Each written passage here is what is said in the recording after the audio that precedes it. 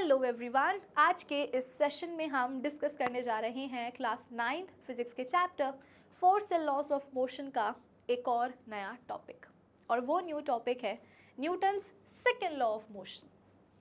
Previous lecture में हमने बात करी थी Newton's first law of motion के ऊपर, और मैंने आपको बताया था कि Newton's first law of motion को समझने के लिए आप सभी को इनर्शिया का एक बेसिक आइडिया होना बहुत ज़रूरी है।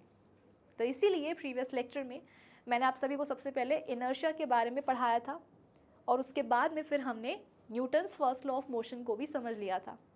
ठीक वैसे ही Newton's second law of motion को समझने के लिए बेटा आप सभी को ना मोमेंटम का एक बेसिक आइडिया होना बहुत ज़रूरी है। तो इसीलिए आज के इस लेक्चर में मैं आप सभी को सबसे पहले पढ़ाऊंगी मोमेंटम के बारे में, और फिर उसके बाद में Newton's second law of motion को भी हम समझ लेंगे। तो बस यही है हमारे आज के इस लेक्चर का टारगेट। होपफुली आप सभी को समझ में आया होगा। तो अब एक काम करते हैं, अपने इसी टारगेट को अचीव करने के लिए आइए करते हैं सेशन की शुरुआत। So this is Vibhuti Khare, welcome to definite success Pathshala, एक ऐसा प्लेटफॉर्म जहाँ पर आपको प्रोवाइड करवाई जाती है एकदम क्वालिटी एजुकेशन, एक ऐसा प्लेटफॉर्म जहाँ पर एक चीज़ डेफिनेट है और वो है आप सभी की सक्सेस।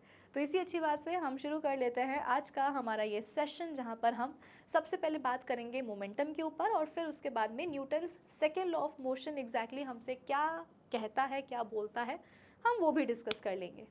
ओके, चलो आ जाओ फिर फटाफट से हम अपने आज के सेशन की कहानी को शुरू कर लेते हैं मोमेंटम के साथ। ठीक है, अब मोमेंटम का एग्जैक्टली क्या मतलब है, आ जाओ वो मैं आप सभी को समझाती हूँ। करना आपको कुछ नहीं है, बस मेरी बातों को एकदम ध्यान से सुनते जाना है। ठीक है, अब बात देखो ये है बेटा कि हम ना एक ऑब्जेक्ट लेंगे। हम क्या करेंगे, एक ऑब्जेक्ट लेंगे और उस ऑब्जेक्ट के मास के ऊपर फोकस करेंगे। आप बोलोगे कि मैम एक ऑब्जेक्ट जो हम ले रहे हैं उसका जो मास है वो बहुत ज़्यादा हो सकता है, तो फिर मैं आपसे बोलूँगी कि होने दो, तुम्हें क्या मतलब है। भाई मैंने क्या बोला आपसे, मैंने बस अभी तक आपसे इतना बोला है कि हम रैंडमली एक ऑब्जेक्ट चूज़ करेंगे और उसका जो मास है हम उस पर फोकस करेंगे। बेटा एक ऑब्जेक्ट का मास बहुत ज़्यादा हो सकता है, ज़्यादा हो सकता है, कम हो सकता है, बहुत ही कम हो सकता है, बट द पॉइंट इज़ हम कोई भी ऑब्जेक्ट लेंगे तो उसका कुछ ना कुछ तो मास होगा ना। तो हमें क्या करना है, बस उसके मास के ऊपर फोकस करना है। ठीक है, और भी कुछ फोकस करना है क्या? हाँ, तो जो ऑब्जेक्ट हम ले रहे हैं ना बेटा उसकी वेलोसिटी के ऊपर भी हमें फोकस करना है। अब आप मुझसे बोलोगे कि मैम ऑब्जेक्ट की जो वेलोसिटी है यदि वो नॉन ज़ीरो हुई तो ठीक है। बेटा एक ऑब्जेक्ट की वेलोसिटी नॉन ज़ीरो होने का मतलब क्या है, मतलब ये है कि उस ऑब्जेक्ट की जो वेलोसिटी है ना वो ज़ीरो नहीं है, कुछ और है। कुछ और मतलब कि 1 मीटर पर सेकेंड हो सकती है, 2 मीटर पर सेकेंड हो सकती है, 10 मीटर पर सेकेंड हो सकती है, 50 मीटर पर सेकेंड हो सकती है, 100 मीटर पर सेकेंड हो सकती है, कितनी भी हो सकती है, बस ज़ीरो नहीं है ना। तो आप बोलोगे कि मैम आपने जो ऑब्जेक्ट लिया है यदि उसकी वेलोसिटी नॉन ज़ीरो हुई तो ठीक है, बट अगर ज़ीरो हो गई तो? एक ऑब्जेक्ट की वेलोसिटी ज़ीरो होने का मतलब क्या है? एक ऑब्जेक्ट की वेलोसिटी ज़ीरो होने का मतलब ये है बेटा कि वो ऑब्जेक्ट रेस्ट पर है, स्टेशनरी ऑब्जेक्ट है वो।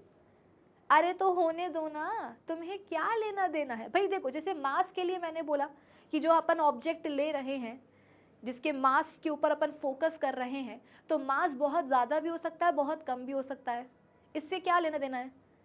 हम तो सिर्फ क्या कर रहे हैं, ऑब्जेक्ट के मास के ऊपर फोकस कर रहे हैं। ठीक वैसे ही जो ऑब्जेक्ट अपन ले रहे हैं उसकी वेलोसिटी ज़ीरो हो, नॉन ज़ीरो हो, कुछ भी क्यों ना हो, इससे हमें क्या लेना देना। हमें तो सिर्फ क्या करना है, उसकी वेलोसिटी के ऊपर फोकस करना है। वेलोसिटी कैसी है, मास कैसा है, उसको जाने दो। तुम तो सिर्फ क्या करो, एक ऑब्जेक्ट पकड़ो, उसके मास और उसकी वेलोसिटी पर फोकस करो जितना हो सकता है। अब आप बोलोगे कि मैम आप रैंडमली एक ऑब्जेक्ट चूज करते हो और उस ऑब्जेक्ट की मास और वेलोसिटी पर फोकस करते हो। मैम सवाल यह है कि आप एक ऑब्जेक्ट के मास और उसकी वेलोसिटी के पीछे हाथ धो करके क्यों पड़े हुए हो?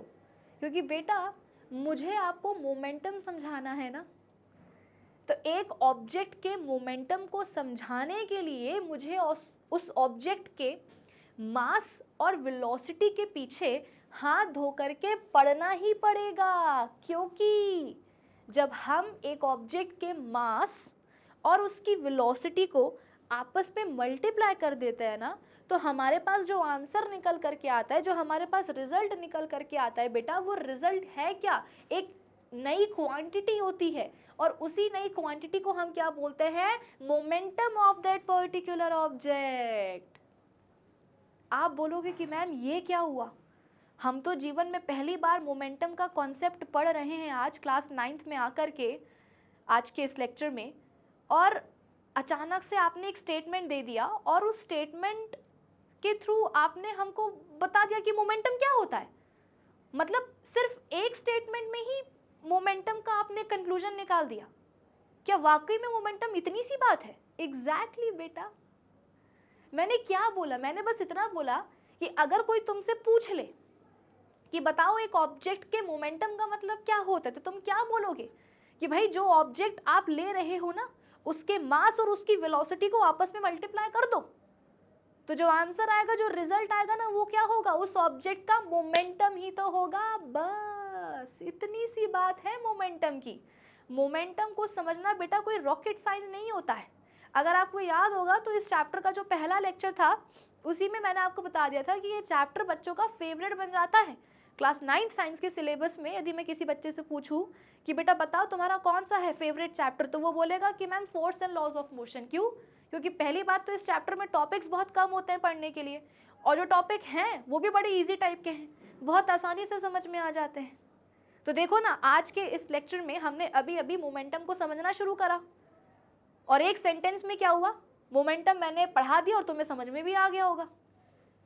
अब कहीं ना कहीं तुम्हें ये ऐसा डाउट लग रहा होगा कि मैम मोमेंटम के बारे में जो है ना और भी कुछ है जो आप हमको पढ़ा नहीं रहे हो। मतलब बस एक सेंटेंस में मोमेंटम हो गया, ऐसा कैसे हो सकता है?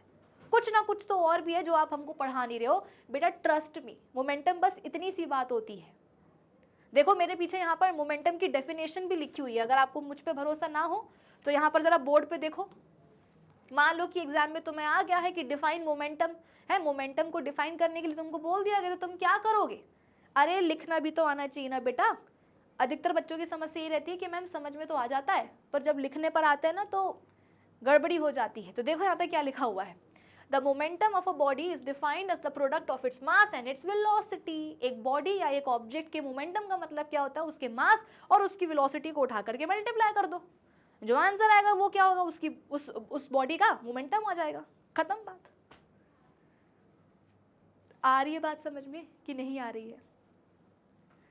अब थोड़ी सी अपन और आगे की बात कर लेते हैं। देखो अगर तुम्हें ये समझ में आ गया है ना, ठीक है, तो फिर तुम्हारे लिए आगे की बातों को समझना और भी ज़्यादा आसान होने वाला है।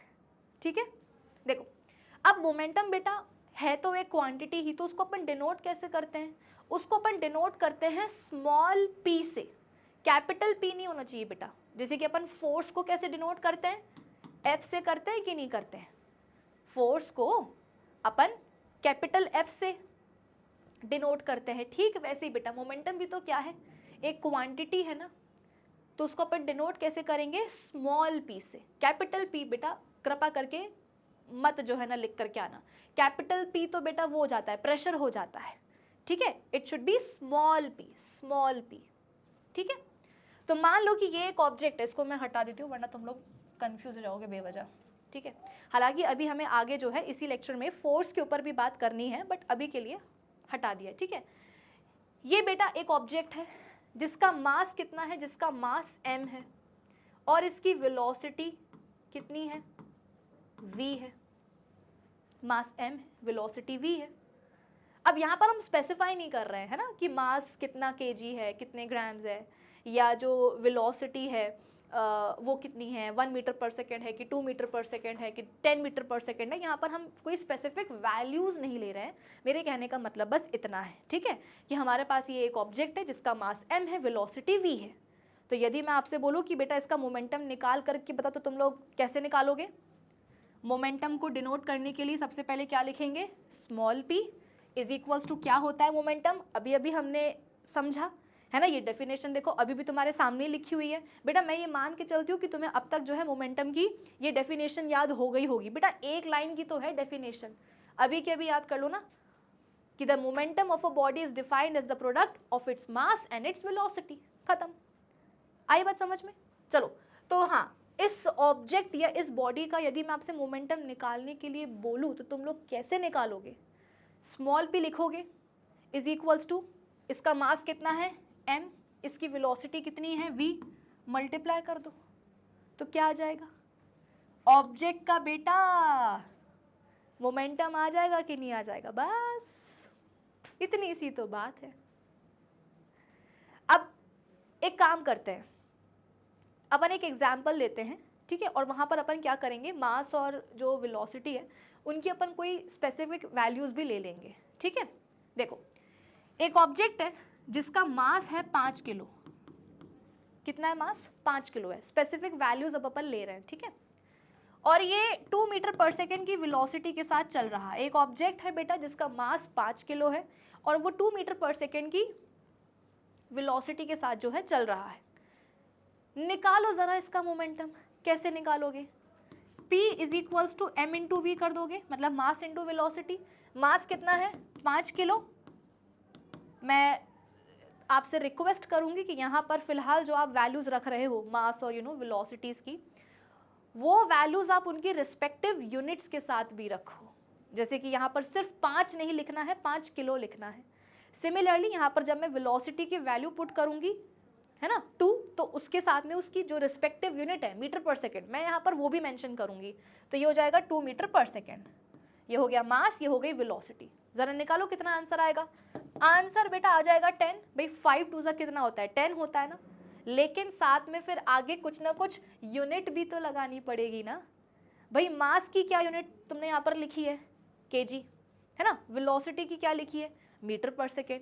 तो इनको मल्टीप्लाई करके जो तुम मोमेंटम निकाल रहे हो, तो तुम क्या उसको बिना जो है ना यूनिट के छोड़ दोगे क्या कि जा हम तुम्हारी यूनिट नहीं लिखते हैं? अरे क्यों नहीं लिखते हैं? जब मास की लिखी है, वेलोसिटी की लिखी है, तो बेटा मल्टीप्लाई करने पर जो मोमेंटम नई क्वांटिटी आ रही है उसकी भी तो लिखो ना यूनिट। क्या यूनिट आ जाएगी?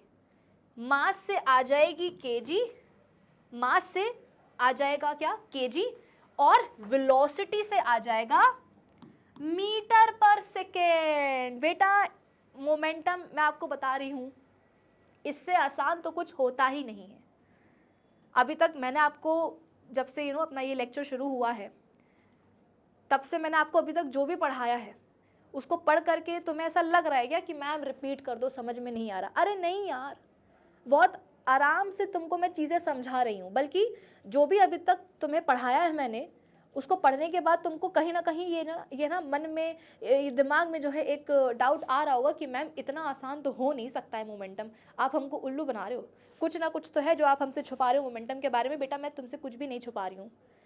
जितना तुम्हारे क्लास 9th के लेवल पर मोमेंटम के बारे में जितना तुमको पता होना चाहिए, उतना सब कुछ यहाँ पर तुमको मैं बताती जा रही हूँ, पढ़ाती जा रही हूँ, ठीक है। देखो यहाँ पे तो मोमेंटम यहाँ पर हमने कितना निकाल लिया? 10। लेकिन उसके साथ में हम उसकी यूनिट भी लिखेंगे।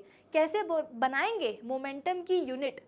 तो मास को अपन लेते हैं केजी में, ऑब्जेक्ट का जो भी मास है ना उसको अपन लेते हैं केजी में, और वेलोसिटी को अपन ले लेते हैं मीटर पर सेकेंड में। तो यहाँ पर क्या बन गया? केजी मीटर पर सेकेंड। तो आप बोलोगे कि मैम ये जो केजी मीटर पर सेकेंड है, क्या यही है मोमेंटम की यूनिट? एग्जैक्टली यही तो है। ये पता है स्पेसिफिक वैल्यूज लगा करके तुमको मैंने ये सॉल्व क्यों करवाया है? क्योंकि मैं तुम्हें मोमेंटम की यूनिट कैसे निकालते हैं वो सिखाना चाह रही थी। तो एक तीर से दो निशाने हो गए हैं। स्पेसिफिक वैल्यूज के साथ तुमने एक ऑब्जेक्ट का मोमेंटम कैलकुलेट करना सीख लिया, और लगे हाथ तुमने क्या करा? मोमेंटम की यूनिट कैसे निकालते हैं वो भी सीख ली, केजी मीटर पर सेकेंड। देखो कभी कभी अक्सर ऐसा होता है कि हम सब कुछ याद करके जाते हैं, पढ़ के जाते हैं, लेकिन जब एग्जाम में आंसर लिखने की बारी आती है तो कहीं ना कहीं जो है कंफ्यूज हो जाते हैं, नर्वस हो जाते हैं, है ना। तो इस तरीके से क्या होता है ना कि तुम्हें चीज़ें याद हो जाती है। कि मान लो कि अगर तुम्हें एग्जाम में नहीं याद आ रहा है कि मोमेंटम की यूनिट क्या होती है, तो तुम निकाल सकते हो ना कि मास है केजी में, वेलोसिटी है मीटर पर सेकेंड में, मल्टीप्लाई कर देंगे तो क्या हो जाएगा? केजी मीटर पर सेकेंड, है ना, केजी मीटर पर सेकेंड हो जाएगा, तो वही क्या हो जाएगी? मोमेंटम की यूनिट। तो हर चीज़ रटने की ज़रूरत नहीं है बेटा, कुछ चीज़ें अपने आप जो है तुम्हें आ जाती हैं। आई बात समझ में? चलो अब यहाँ देखो, यहाँ पर वही सब चीज़ें हैं मतलब लिखी हुई है स्लाइड में जो अभी यहाँ पर मैंने आपको समझाई है कि मोमेंटम का फॉर्मूला ये हो गया, ठीक है। P मतलब मोमेंटम, M मतलब mass of the body and V मतलब वेलोसिटी या स्पीड ऑफ द बॉडी, ठीक है। आगे बढ़े, चलो नेक्स्ट उस पे आते हैं बेटा। It is clear that if a body is at rest, एक मिनट, हाँ यहाँ देखो। अब क्योंकि अभी अपन ने क्या देखा है, मोमेंटम का फॉर्मूला देखा है, क्या होता है एक बार यहाँ पर मैं जरा फिर से लिख देती हूँ ताकि देख देख के जो है तुम्हारे दिमाग में ये फिक्स हो जाए, ठीक है। तो इस फॉर्मूले को देखो। अच्छा, अब जैसे कि तुमने स्टार्टिंग में ही जो तुम्हारा एक कंसर्न था कि मैम जो हम ऑब्जेक्ट ले रहे हैं यदि तो उसकी वेलोसिटी नॉन जीरो हुई तब तो बढ़िया, ठीक है, कोई दिक्कत की बात नहीं है ना। 1 मीटर पर सेकेंड है, 2 मीटर पर सेकेंड है, 3 मीटर पर सेकेंड है, अगर नॉन जीरो है वेलोसिटी तो कोई दिक्कत की बात नहीं। लेकिन मैम यदि एक ऑब्जेक्ट रेस्ट पे हुआ यानी कि उसकी वेलोसिटी जीरो हो गई तो क्या होगा? तो बेटा उसका मोमेंटम भी जीरो हो जाएगा। और क्या बड़ी बात है भाई, तुमसे मैंने क्या कहा था, मास की चिंता मत करो कि मास ज़्यादा है या कम है, वेलोसिटी की भी चिंता मत करो कि वेलोसिटी कम है या ज़्यादा है या जीरो है या नॉन जीरो है। अरे तुम तो बस क्या करो, ऑब्जेक्ट का मास और जो उसकी वेलोसिटी है उस पर फोकस करो। अब मान लो कि मेरे पास एक ऑब्जेक्ट है जिसका मास कितना है, 10 किलो है, लेकिन बात यह है कि ये रेस्ट पे पड़ा हुआ है, मूविंग नहीं है, ये ऑब्जेक्ट रेस्ट पे पड़ा हुआ है, यानी कि इसकी वेलोसिटी कितनी है, इसकी वेलोसिटी जीरो है। तो यदि इस केस में मैं आपसे इस ऑब्जेक्ट का मोमेंटम निकालने के लिए बोलूँ तो आप कैसे निकालोगे? P = m/v कर दोगे, यही फॉर्मूला होता है। मास कितना है, 10 किलो, वेलोसिटी कितनी है, जीरो, तो मोमेंटम भी कितना हो जाएगा, जीरो। आप बोलोगे कि मैं मोमेंटम जीरो हो गया, अरे होने दो ना, तुम्हें क्या मतलब है, तुम्हें तो बस इतना पता होना चाहिए कि ऑब्जेक्ट का मोमेंटम निकालते कैसे हैं और उसकी यूनिट क्या होती है, बाकी सब जाने दो साइड में, ठीक है। चलो, momentum is a vector quantity and takes place in the direction of the velocity.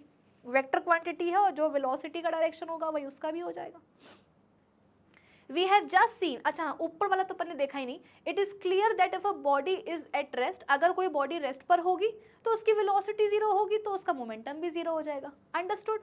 Next, we have just seen that momentum is equals to mass into velocity. mass is measured in kilograms, velocity को अपन major करते हैं metre पर second में, तो ऐसा unit क्या हो जाएगी मोमेंटम की, kg मीटर पर सेकेंड, या आप किलोग्राम मीटर पर सेकेंड भी बोल सकते हो। और लिखेंगे कैसे, ऐसे लिखेंगे, है ना। तो इसीलिए मैंने कहा था हर चीज़ रटने की ज़रूरत नहीं है, कुछ चीज़ें बेटा लॉजिकल भी होती हैं, आप क्लियरली उसको समझ सकते हो। आगे बढ़ जाएं, नेक्स्ट स्लाइड पर आ जाएं।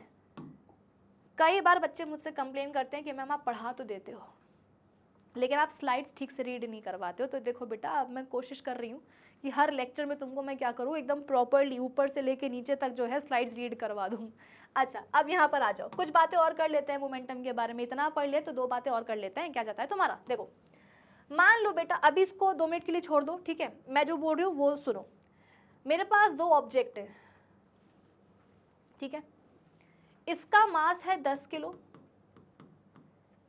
इस वाले का मास है 5 किलो। 2 ऑब्जेक्ट है बेटा। इनफैक्ट इसको मैं थोड़ा ऐसे बनाना चाहती हूँ। अरे उल्टा बन गया, उल्टे पुल्टे काम हो रहे हैं आज। चलो यहाँ देखो, 2 ऑब्जेक्ट है, इसका मास 10 किलो, इसका मास 5 किलो, ठीक है। लेकिन दोनों की वेलोसिटी एक जैसी है, कितनी, 2 मीटर पर सेकेंड, मतलब दोनों ही जो ऑब्जेक्ट्स है बेटा वो सेम वेलोसिटी के साथ मूव कर रहे हैं, कितनी, 2 मीटर पर सेकेंड। लेकिन हाँ, फर्क कहाँ है, इनके मासेस में। ये 10 किलो है, ये 5 किलो का इसका मास है, इसकी मतलब दोनों की जो वेलोसिटीज़ हैं वो सेम है, ठीक है। एक काम करते हैं, इसको अपन बोल देते हैं ऑब्जेक्ट 1, इसको अपन बोल देते हैं ऑब्जेक्ट 2, ठीक है। अब अगर मैं आपसे बोलूँ कि ज़रा बेटा मुझे ऑब्जेक्ट 1 का मोमेंटम निकाल करके बताओ, तो आप कैसे निकालोगे, मास इंटू वेलोसिटी कर दोगे। इसका मास कितना है, 10 किलो, वेलोसिटी कितनी है, 2 मीटर पर सेकेंड, ठीक है। तो ऑब्जेक्ट 1 का जो मोमेंटम है वो कितना आ जाएगा, 10 × 2 20, तो 20 kg मीटर पर सेकेंड, है ना। भाई दो ऑब्जेक्ट हैं, मासेस अलग अलग है लेकिन वेलोसिटी एक जैसी है। तो फर्स्ट ऑब्जेक्ट का यहाँ पर हमने सक्सेसफुली मोमेंटम निकाल लिया है। बेटा ये स्मॉल p है, अगर तुम्हें ये कैपिटल P लग रहा होगा तो मुझे माफ़ कर देना, बट मैं इसको स्मॉल p ही बनाना चाहती हूँ, वो बन नहीं पा रहा है मुझसे, ठीक है। यहाँ देखो, तो फर्स्ट जो ऑब्जेक्ट है बेटा उसका अपन ने मोमेंटम निकाल लिया, कितना आ गया है 20 kg मीटर पर सेकेंड, ठीक है। सिमिलरली अगर मैं आपसे बोलूँ कि अब मुझे सेकेंड जो ऑब्जेक्ट है उसका मोमेंटम निकाल के बताओ, तो क्या करोगे, वही मास इंटू वेलोसिटी। मास कितना है 5 किलो और वेलोसिटी कितनी है 2 मीटर पर सेकेंड, तो कितना आ जाएगा मोमेंटम 5 2 ज़ा 10 kg मीटर पर सेकेंड। अब आप बोलोगे कि मैम आपने हमसे ये काम क्यों करवाया, वो इसीलिए क्योंकि मैं आपको ये बताना चाह रही थी कि अगर हमारे पास दो ऑब्जेक्ट्स हैं जिनकी वेलोसिटीज़ कैसी हैं, एक जैसी हैं, सेम है, बराबर बराबर है, लेकिन इनके मासेस में यदि डिफरेंस है तो वो ऑब्जेक्ट जिसका मास ज़्यादा होगा उसका मोमेंटम भी ज़्यादा होगा। भाई तुम दिमाग लगाओ ना, इस फॉर्मूले को तुम जितना देखोगे तुम्हें मोमेंटम के बारे में उतना अच्छे से समझ में आएगा। मोमेंटम के बारे में मैं तो कहती हूँ कि तुम्हें सिर्फ क्या करना होता है, इस फॉर्मूले को याद करना होता है। ये ऑब्जेक्ट के मोमेंटम का मतलब क्या है, मास इंटू वेलोसिटी। अब तुम इस फॉर्मूले को जितना देखोगे तुम्हें उतनी चीज़ें जो है क्लियर होती जाएंगी। जैसे कि इस फॉर्मूले से हमने क्या करा था, मोमेंटम की एसआई यूनिट भी निकाली थी कि नहीं निकाली थी। अब इस फॉर्मूले को तुम और ध्यान से देखो, क्या कि एक ऑब्जेक्ट का जो मोमेंटम होता है वो ऑब्जेक्ट के मास और उसकी वेलोसिटी पे डिपेंड करता है। एक ऑब्जेक्ट का मोमेंटम उस ऑब्जेक्ट के मास और वेलोसिटी पे डिपेंड करता है। ऑब्जेक्ट का मास जितना ज़्यादा होगा उसका मोमेंटम भी उतना ही ज़्यादा होगा। ऑब्जेक्ट की वेलोसिटी जितनी ज़्यादा होगी उस ऑब्जेक्ट का मोमेंटम उतना ही ज़्यादा होगा। यहाँ पर देखो ना, यही चीज़ तो तुमको मैंने समझाई है एग्जाम्पल के थ्रू कि दो ऑब्जेक्ट्स हैं, वेलोसिटीज़ बराबर बराबर है, लेकिन जिस ऑब्जेक्ट का मास ज़्यादा रहा उसका मोमेंटम भी ज़्यादा आया, जिसका मास कम रहा उसका मोमेंटम भी कम आया, है ना। तो इस फॉर्मूले से हमें ये समझ में आ गया कि भैया ऑब्जेक्ट का जो मोमेंटम है ना वो ऑब्जेक्ट के मास और उसकी वेलोसिटी पे डिपेंड करता है। मास ज़्यादा तो मोमेंटम ज़्यादा, मास कम तो मोमेंटम कम, वेलोसिटी ज़्यादा तो मोमेंटम ज़्यादा, और अगर वेलोसिटी कम तो मोमेंटम भी कम हो जाएगा। एक और एग्जाम्पल ले लो बेटा, आ जाओ, इसको अपन थोड़ा साइड में रख देते हैं। एक और एग्जाम्पल ले लो, दो ऑब्जेक्ट्स हैं 1 and 2, दोनों का मास बराबर बराबर है 10 किलो 10 किलो। दो ऑब्जेक्ट्स यहाँ पर हमने लिए हैं बेटा 1 and 2, दोनों के मासेस बराबर बराबर है। फर्क है वेलोसिटीज़ में, इसकी वेलोसिटी है 2 मीटर पर सेकेंड और इसकी वेलोसिटी है 4 मीटर पर सेकेंड। मास इस बार बराबर है, वेलोसिटीज अलग अलग है। ज़रा निकाल के बताओ इन दोनों का मोमेंटम। यदि हम बात करें पहले वाले ऑब्जेक्ट की तो इसका मोमेंटम कितना आ जाएगा, m इंटू वी करके 10 kg इंटू 2 मीटर पर सेकेंड, कितना आ जाएगा 20 kg मीटर पर सेकेंड। यह आ गया पहले वाले ऑब्जेक्ट का मोमेंटम। अब तुम निकालो दूसरे वाले ऑब्जेक्ट का मोमेंटम। कैसे निकालेंगे, सेम फॉर्मूले का इस्तेमाल करेंगे। इसका मास कितना है 10 किलो, वेलोसिटी कितनी है 4 मीटर पर सेकेंड, तो मोमेंटम कितना आ जाएगा 10 4 ज़ा 40 kg मीटर पर सेकेंड। ज़रा बताओ कि दोनों में से किसका मोमेंटम ज़्यादा आया। आप बोलोगे कि मैम वो ऑब्जेक्ट जिसकी वेलोसिटी ज़्यादा थी उसका मोमेंटम ज़्यादा आया, जिसकी वेलोसिटी कम थी उसका देखो मोमेंटम भी कम आया। यही तो मैं आपसे बोल रही थी कि एक ऑब्जेक्ट का मोमेंटम ऑब्जेक्ट के मास और वेलोसिटी पे डिपेंड करता है। मास ज़्यादा होगा तो मोमेंटम ज़्यादा होगा, वेलोसिटी अगर ज़्यादा होगी तो मोमेंटम भी अरे ज़्यादा होगा ना दादा। जिस ऑब्जेक्ट का मास ज़्यादा मोमेंटम ज़्यादा, जिसका मास कम उसका मोमेंटम कम, जिसकी वेलोसिटी ज़्यादा उसका मोमेंटम ज़्यादा, और जिस ऑब्जेक्ट की वेलोसिटी कम, जो कम वेलोसिटी के साथ चल रहा है उसका मोमेंटम भी कम हो जाएगा। एक और एग्जांपल ले लो, दो ऑब्जेक्ट्स हैं, इसका मास है 1 किलो 1 kg, इसका मास है 2 kg, इसकी वेलोसिटी है 2 मीटर पर सेकेंड और इसकी वेलोसिटी है 4 मीटर पर सेकेंड। ज़रा बताओ, अब बिना कैलकुलेट किए भी तुम यहाँ पर बता सकते हो कि इन दोनों में से ज़्यादा मोमेंटम किसका होगा। दो ऑब्जेक्ट्स यहाँ पर तुमको दिख रहे हैं 1 और 2, इसका मास 1 किलो उसका मास 2 किलो, इसकी वेलोसिटी 2 मीटर पर सेकेंड इसकी वेलोसिटी 4 मीटर पर सेकेंड। बताओ दोनों में से ज़्यादा मोमेंटम किसका होगा। P1 ज़्यादा होगा या P2 ज़्यादा होगा, बताओ। कैलकुलेट करने के लिए मैं नहीं बोल रही हूँ, ऐसे ही बताओ। तो आप बोलोगे कि मैम डेफिनेटली जो ऑब्जेक्ट 2 है ना उसका मोमेंटम ज़्यादा होगा। क्यों? क्योंकि जो ऑब्जेक्ट 2 है उसका मास ज़्यादा है और उसकी वेलोसिटी, मतलब यहाँ पर दोनों ही चीज़ें बेटा क्या है, ज़्यादा है। मास भी ज़्यादा है, वेलोसिटी भी ज़्यादा है, तो मोमेंटम भी इवेंचुअली क्या होगा, ज़्यादा ही आएगा ना पहले वाले ऑब्जेक्ट के कंपैरिजन में, क्योंकि इसका तो मास भी कम है, वेलोसिटी भी कम है, इसका दोनों ज़्यादा है तो इसका मोमेंटम ज़्यादा ही आएगा।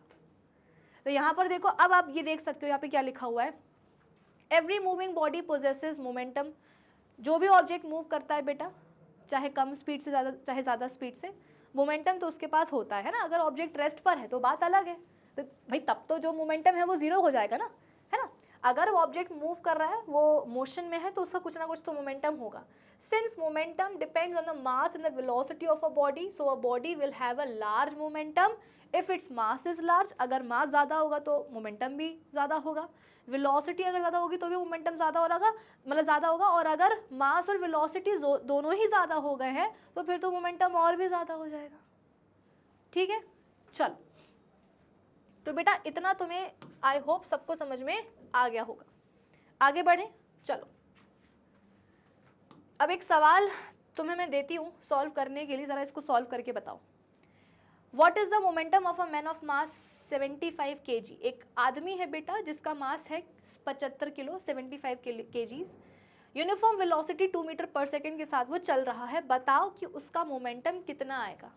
कैसे निकालोगे मोमेंटम? निकालने के लिए मास इंटू वेलोसिटी करोगे, 25 kg इंटू 2 मीटर पर सेकेंड कर दोगे, तो कितना आंसर आ जाएगा? 150 kg मीटर पर सेकेंड आ जाएगा कि नहीं आ जाएगा?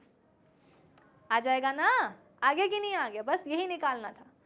तो जो इंसान है ना, उसका मोमेंटम हमारे पास कितना आ गया बेटा? 150 kg मीटर पर सेकेंड आ गया। मुझे लगता है कि अब तो तुमसे ये सवाल इस तरह से बन जाने चाहिए ना। अभी DPP वगैरह आएगी तो उसमें मैं तुमको ऐसे सवाल करवाऊंगी जहाँ पर क्या करना होगा, मोमेंटम निकालना होगा। ठीक है, तो तुम्हें मुझे लगता है कि मोमेंटम निकालना अच्छे से आ गया होगा, अब तो आ ही गया होगा। आप बोलोगे कि मैम इतना स्ट्रेस क्यों दे रहे हो मोमेंटम निकालने पर? क्योंकि बेटा इस चैप्टर का जो आखिरी टॉपिक है वो है law of conservation of momentum. ठीक है, तो वहाँ पर जो है अच्छे, मतलब ये समझ लो कि न्यूमेरिकल्स बनते हैं। Law of conservation of momentum के ऊपर अच्छे टाइप के न्यूमेरिकल्स बन जाते हैं। तो वो चीज़ आपको तभी समझ में आएगी जब आपको मोमेंटम अच्छे से क्लियर होगा। भाई मोमेंटम को आप कंजर्व तभी कर पाओगे ना जब आपको मोमेंटम के बारे में पता होगा। तो इसीलिए आज अपन पढ़ रहे हैं मोमेंटम के बारे में। एक ऑब्जेक्ट के मोमेंटम को अपन कैसे फाइंड आउट करते हैं हमने जो है वो आज सीख लिया है। अब जब हम अगले लेक्चर्स में जाएंगे, अपकमिंग लेक्चर्स में, वहाँ पर हम बात करेंगे किसकी? Law of conservation of momentum की। तो वहाँ पर अपन वो भी निकालना सीख लेंगे और फिर अच्छे जो लेवल के न्यूमेरिकल्स होते हैं वहाँ पर अपन वो भी कर लेंगे। आई बात समझ में? चलो, तो बेटा बहुत हो गई मोमेंटम के बारे में बातचीत। अब ज़रा अपन बात करते हैं बेटा फोर्स के बारे में भी। ठीक है, इतनी देर से मोमेंटम मतलब करीब आधा घंटा हो गया है ना, और अपन क्या कर रहे हैं? ऑब्जेक्ट के मोमेंटम के ऊपर ही बात करते जा रहे हैं। अब थोड़ा सा अपन आगे बढ़ते हैं और बात करते हैं फोर्स के ऊपर। क्यों? अरे भाई ये चैप्टर ही किसका है? फोर्स का है ना, तो थोड़ा बहुत तो बेटा फोर्स के बारे में बात करनी ही पड़ेगी ना। तो आ जाओ, अब अपन बात करते हैं फोर्स के ऊपर। अब देखो, यहाँ पर मेरे पास बेटा एक ऑब्जेक्ट है। ठीक है,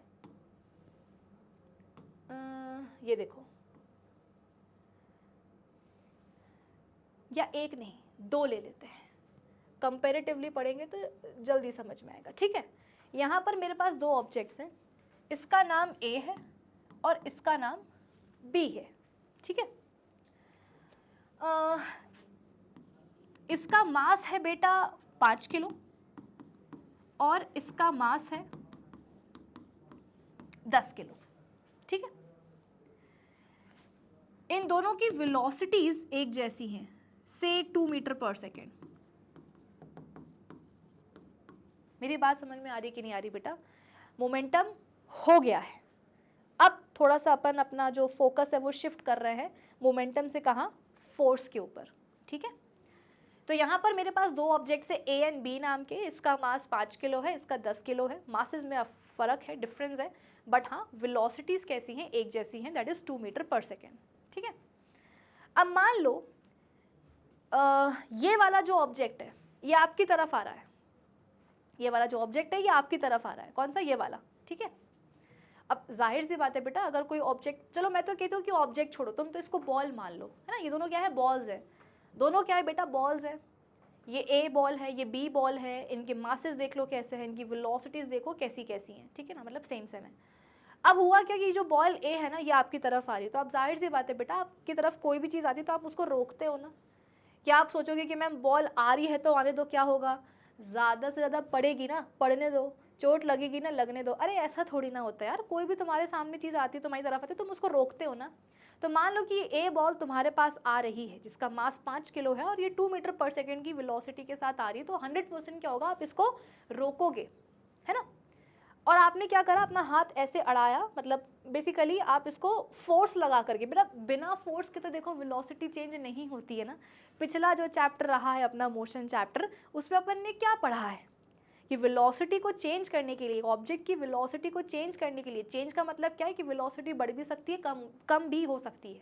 मुद्दा यह है कि अगर एक ऑब्जेक्ट की वेलोसिटी को चेंज करना है तो फोर्स लगाना ज़रूरी है ना। तो यहाँ पर भी जो बॉल आपकी तरफ आ रही है, 5 किलो की बॉल, ये 2 मीटर पर सेकेंड की वेलोसिटी के साथ आ रही है। अब आप चाहते हो कि भैया ये आपको आकर के जो है लग ना जाए, तो आप इसको रोकोगे, मतलब आप इसकी वेलोसिटी को 2 मीटर पर सेकेंड से 0 मीटर पर सेकेंड तक लाने की कोशिश करोगे।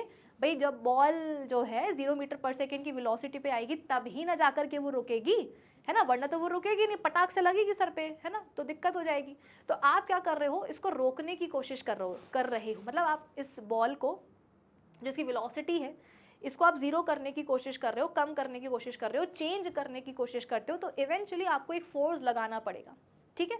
मान लो कि इस बॉल को आपने रोकने के लिए ऐसे फोर्स लगाया कितना, F1 या FA, मान लो कि आपने फोर्स लगाया है FA, ठीक है।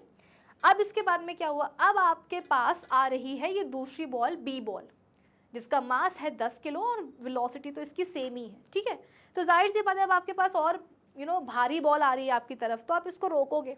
रोकने के लिए आप फोर्स लगाओगे ना, वेलोसिटी चेंज करने के लिए, जीरो करने के लिए, कम करवाने के लिए आपको फोर्स लगाना पड़ेगा। और यहाँ पर जो आपने फोर्स लगाया है वो लगाया है कितना, FB। तो आप ज़रा मुझे अब ये बताओ बेटा कि इन दोनों ही फोर्सेस में जो आपने लगाए हैं ना, दोनों ही रिस्पेक्टिव बॉल्स के ऊपर, FA लगाया है आपने बॉल A के ऊपर, FB फोर्स आपने लगाया है बॉल B के ऊपर, तो ज़रा मुझे बताओ कि इन दोनों फोर्सेस में से बड़ा फोर्स कौन सा होगा, या इन दोनों ही बॉल्स को रोकने के लिए आपने कौन सी वाली बॉल पर ज़्यादा फोर्स लगाया होगा, आप मुझे ये बताओ।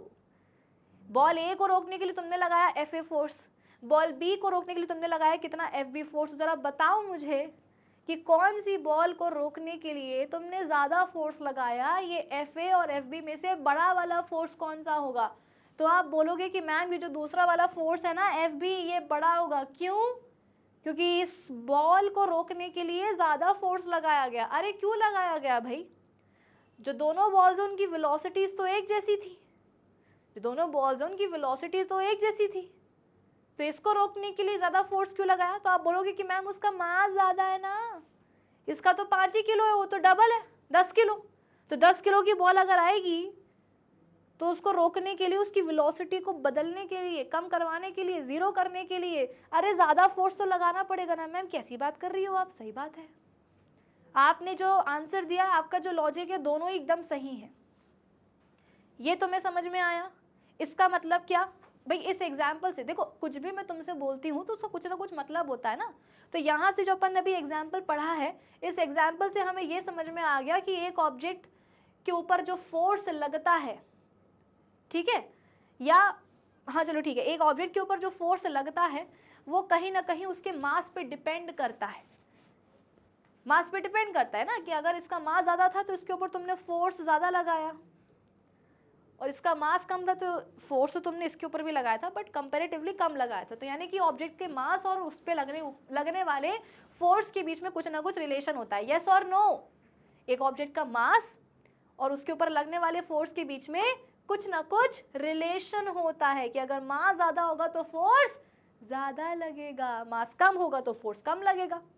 आप इसका उल्टा भी देख सकते हो कि अगर कोई ऑब्जेक्ट भारी है, जैसे कि मान लो कि आप ये जो 10 किलो वाली बॉल है, इसको आप रोकने में, मतलब आप इसको रोक नहीं पाते हो सकता है कि आपका ध्यान ना हो, है ना, ऐसे पीछे से बॉल आ रही होती है, तो बेटा पीछे तो आंखें होती नहीं कि अपन देख ले पलट करके, अरे बॉल आ रही है इसको रोक लेते, नहीं, ऐसा तो होता नहीं है ना।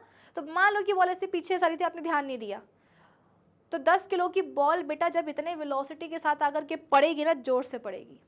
और वहीं अगर मैं आपको ये छोटी वाली बॉल से मारूं तो ये छोटी वाली बॉल भी ऐसा नहीं कि लगेगी नहीं, इससे जोर से लगेगी, लेकिन फोर्स जो है ये कम लगा पाएगी। बात समझ में आ रही कि नहीं आ रही कि एक ऑब्जेक्ट का मास और उसके ऊपर लगने वाला जो फोर्स होता है, कुछ ना कुछ तो बेटा इनके बीच में गहरा रिलेशन होता है। आप ये नहीं बोल सकते हो कि नहीं ऑब्जेक्ट का मास और उसके ऊपर लगने वाला फोर्स या वो जो फोर्स लगाएगा उनके बीच में कोई रिलेशन नहीं। अरे यार बिल्कुल रिलेशन है कि अगर मास ज़्यादा है तो उसके ऊपर ऑब्जेक्ट का यदि मास ज़्यादा है ना तो उसके ऊपर फोर्स ज़्यादा लगेगा, मास कम है तो फोर्स भी कम लग जाएगा। ठीक है, चलो अब अपन एक और केस देखते हैं। एक एग्जाम्पल तो ये हो गया ना, अब दूसरा देखो। अब मेरे पास बेटा दो बॉल्स हैं C एंड D, मासेस इनके बराबर बराबर है 5 किलो, ये भी 5 किलो। ये वाली बॉल है कितनी वेलोसिटी के साथ मूव कर रही है, 5 मीटर पर सेकेंड की, और ये वाली बॉल मूव कर रही है 10 मीटर पर सेकेंड की वेलोसिटी के साथ। ठीक है, तो अब मान लो कि ये वाली बॉल आपकी तरफ आ रही है जिसका मास 5 किलो है और वेलोसिटी 5 मीटर पर सेकेंड है, तो डेफिनेटली इसको रोकने के लिए आप फोर्स लगाओगे। कितना फोर्स लगाया आपने? आपने फोर्स लगाया है FC। ठीक है, फिर आपकी तरफ ये D वाली बॉल भी आ गई है, मास देखो उसका कितना है 5 किलो, और कितने वेलोसिटी के साथ आ रही है आपकी तरफ, 10 मीटर पर सेकंड की वेलोसिटी के साथ। तो 100% आप इसको भी रोकने के लिए, इसकी वेलोसिटी को बदलने के लिए फोर्स लगाओ। कितना फोर्स लगाओगे? FD। तो अब जरा मुझे बताओ कि FC और FD में बड़ा फोर्स कौन सा होगा, मतलब कि C एंड D इन दोनों ही बॉल्स को रोकने में ज़्यादा फोर्स आप कौन सी वाली बॉल पर लगाओगे, C वाली पे या D वाली पे? 100% आपका जवाब होगा कि मैम D वाली बॉल को रोकने के लिए ज़्यादा फोर्स लगेगा। क्यों भाई? यहाँ पर तो आपने बोला था कि मैम ये हल्की बॉल है, ये भारी बॉल है, भारी बॉल को रोकने के लिए ज़्यादा फोर्स लगेगा, हल्की बॉल तो रुक जाएगी थोड़े इजीली। बेटा यहाँ पर तो अब मास की भी कोई दिक्कत नहीं है, दोनों बॉल्स का जो मास है वो मैंने बराबर बराबर रखा है। ये भी बॉल 5 किलो की, ये भी बॉल 5 किलो की है। लेकिन आप बोलोगे कि मैम ये वाली बॉल ज़ोर से आ रही है ना, ज़ोर से मतलब क्या? ज़्यादा स्पीड, ज़्यादा वेलोसिटी के साथ आ रही है, 10 मीटर पर सेकेंड की वेलोसिटी के साथ आ रही है, रोका नहीं तो पट्टे से पड़ेगी, ज़ोर से पड़ेगी। क्यों? वेलोसिटी ज़्यादा है। ये वाली बॉल भी 5 किलो की है, लेकिन ये जो आपके पास आ रही है वो धीरे धीरे आ रही है ना, 5 मीटर पर सेकेंड की वेलोसिटी के साथ आ रही है। तो अगर आके लगेगी भी तो चोट तो लगेगी, लेकिन इतना फोर्स नहीं लगा पाएगी बॉल, उतना इम्पैक्ट नहीं पड़ेगा। एग्जैक्टली।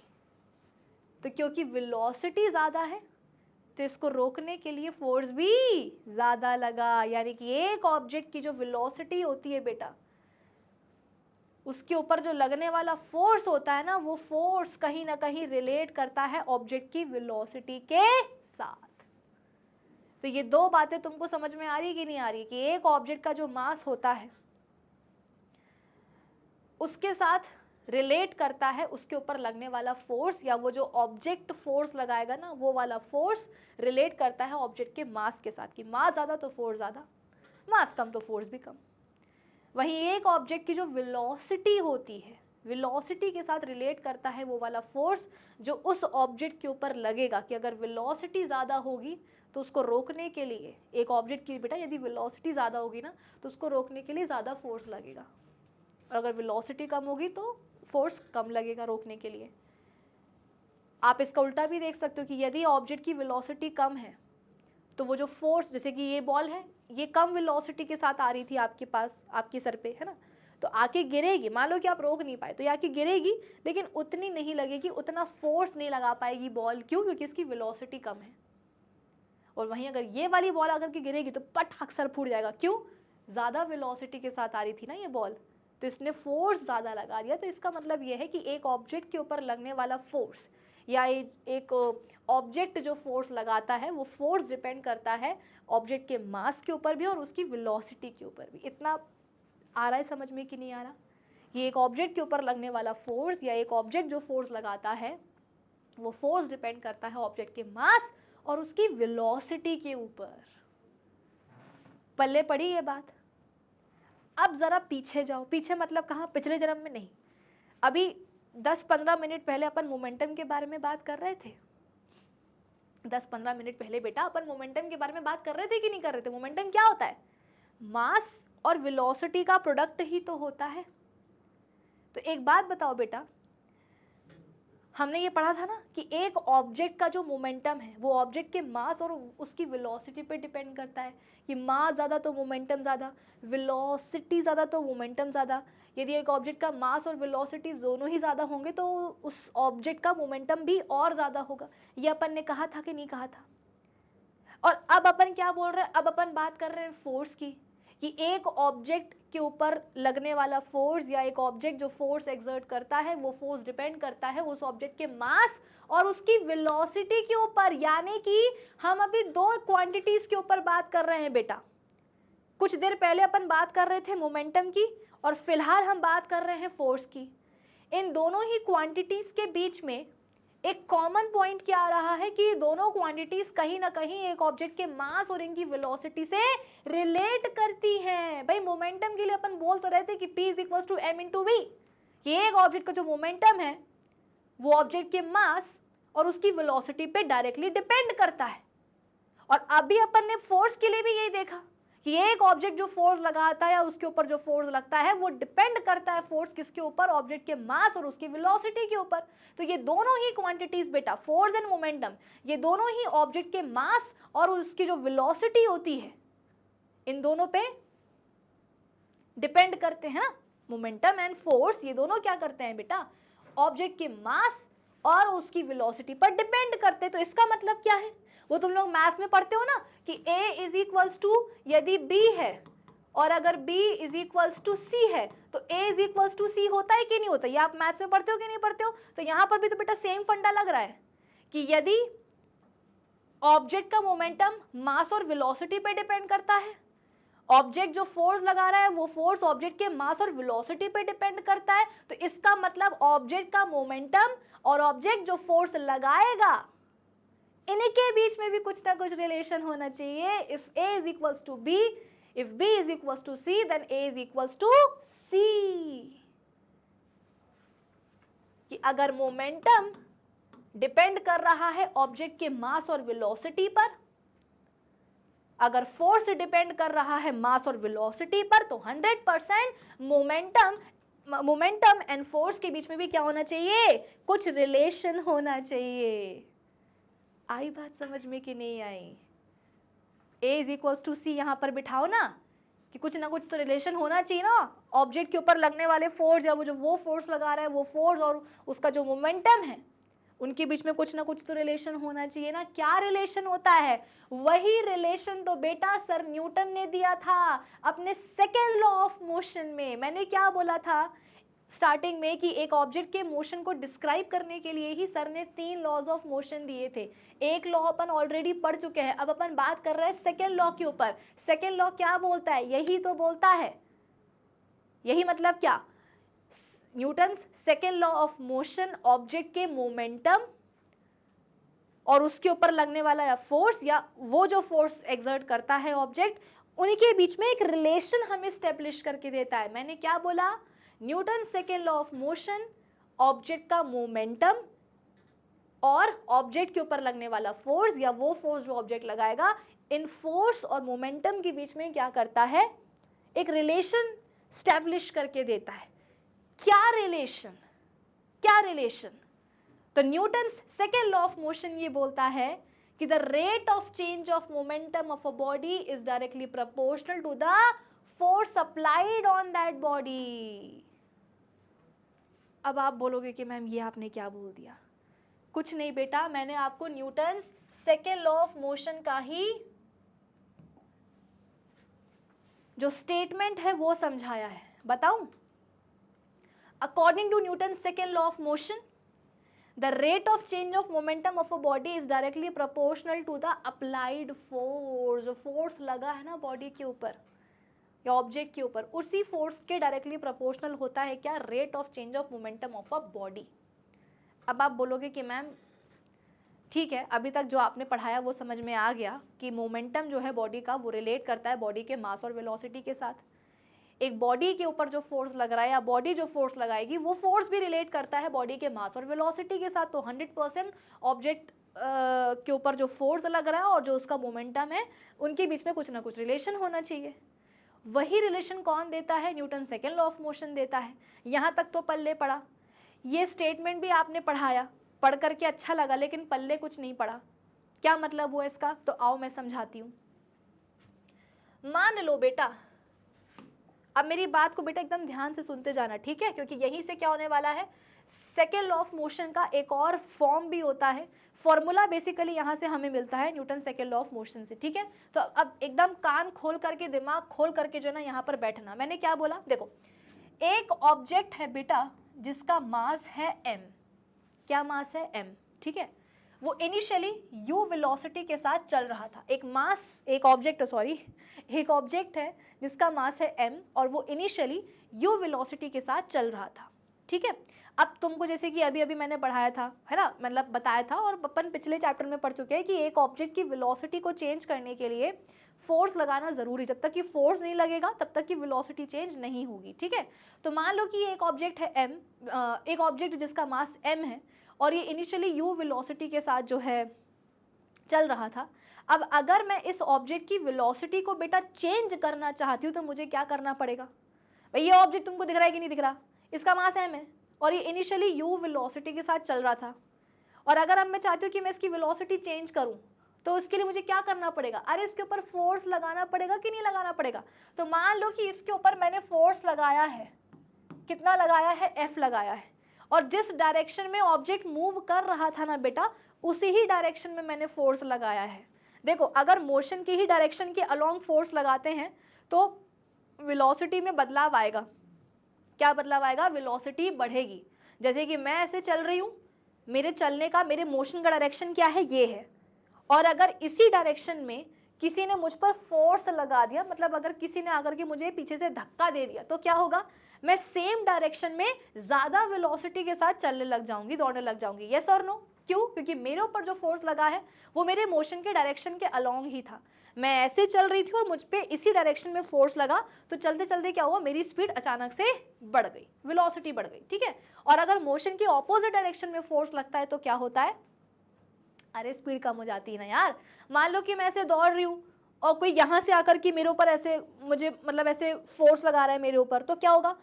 मैं रुकूंगी ना भाई। कोई मुझे यहाँ से आकर के धक्का मारेगा तो मैं इवेंचुअली क्या होगा? मैं रुक जाऊंगी ना, मेरी वेलोसिटी कम हो जाएगी, जीरो हो जाएगी, लाइक दैट, ठीक है। तो अगर मोशन के ही डायरेक्शन के अलोंग फोर्स लगता है तो हम बोलते हैं कि वेलोसिटी बढ़ती है, और अगर मोशन के डायरेक्शन के ऑपोजिट डायरेक्शन में फोर्स लगता है तो वेलोसिटी कम हो जाती है। तो यहाँ पर मैंने क्या करा है? जिस डायरेक्शन में ऑब्जेक्ट मूव कर रहा है उस डायरेक्शन में मैंने फोर्स लगा दिया, तो डेफिनेटली क्या होने वाला है? वेलोसिटी बढ़ने वाली है। तो वेलोसिटी बढ़ करके बेटा कितनी हो गई? वेलोसिटी बढ़ करके हो गई v। पहले कितनी थी वेलोसिटी? u थी, और मोशन के ही डायरेक्शन में फोर्स लगा दिया। कितना फोर्स लगाया है? F लगाया। तो अब वेलोसिटी कितनी हो गई है? v हो गई। तो वेलोसिटी को चेंज करने के लिए फोर्स तो मुझे लगाना ही पड़ा, ठीक है। अब पहले वेलोसिटी u थी, अब v हो गई on the application of force. बेटा इस वेलोसिटी को बदलने में कुछ ना कुछ तो समय लगा होगा ना। ऐसा ही तो नहीं कि बस वेलोसिटी यूं ही बदल गई। कोई भी बदलाव होता है, चाहे वो जल्दी हो चाहे वो धीरे से हो, अरे समय तो लगता है कि नहीं लगता है। तो मान लो कि इस वेलोसिटी को चेंज होने में टाइम कितना लग गया है? टाइम लग गया है t। तो अब अगर मैं आपसे इस बॉडी का इनिशियल मोमेंटम जो है ना कैलकुलेट करने के लिए बोलूँ तो आप कैसे करोगे? इनिशियल मोमेंटम का मतलब क्या है? फोर्स लगने के पहले जो ऑब्जेक्ट का मोमेंटम था बेटा, उसको अपन बोल रहे हैं इनिशियल मोमेंटम, जिसको यहाँ पर मैं डिनोट कर रही हूँ PI से। PI का मतलब क्या है? इनिशियल मोमेंटम, मतलब फोर्स लगने के पहले। तो फोर्स लगने के पहले इसका मास कितना था? m था, और उसकी वेलोसिटी कितनी थी? u थी। फिर इसके बाद में अपन निकालेंगे फाइनल मोमेंटम। फाइनल मोमेंटम का मतलब क्या है? फोर्स लगने के बाद कितना मोमेंटम हो गया। तो आपने F फोर्स लगाया था, ठीक है। F फोर्स लगाने के बाद ऑब्जेक्ट का मास तो उतना ही रहेगा ना बेटा। भाई अगर मैं ऐसे चल रही हूँ और मुझे किसी ने ऊपर आकर के ऐसे पीछे से फोर्स लगा दिया, मुझे किसी ने आकर के धक्का दे रहे, तो तुम्हें क्या लगता है? मेरा मास बढ़ जाएगा क्या? कि अभी मैम 50 किलो की है, फोर्स लगने के बाद मैम 100 किलो की हो जाएंगी क्या? नहीं, मास तो उतना ही रहेगा। वेलोसिटी बदलेगी, मास नहीं बदलेगा। तो पहले भी मास m था और बाद में भी मास m ही रहेगा। बदलेगा क्या? वेलोसिटी। तो पहले वेलोसिटी u थी, अब क्या हो गई? v हो गई। तो इनिशियल मोमेंटम यहाँ पर कितना आ गया है, mu आ गया है, और फाइनल मोमेंटम कितना आ गया है, mv आ गया है। इनिशियल मोमेंटम mu था और फोर्स लगने के बाद कितना हो गया है मोमेंटम, mv हो गया है। ठीक है, अब मैं आपसे अगर मैं आपसे पूछूं कि बताओ बेटा कि मोमेंटम में फर्क कितना आया, तो फर्क डिफरेंस निकालने के लिए अपन क्या करते हैं, final momentum minus initial momentum कर देते हैं कि नहीं कर देते। मतलब अगर मैं आपसे पूछूं कि बेटा जरा मुझे बताओ कि मोमेंटम में चेंज कितना आया, जैसे कि मान लो कि तुम्हारा फर्स्ट पीरियोडिक टेस्ट हुआ था और उसमें तुम्हें 20 में से 15 नंबर मिले थे। कुछ दिन बाद तुम्हारा सेकेंड पीरियोडिक टेस्ट हुआ जिसमें तुम्हें 20 में से 18 नंबर मिले।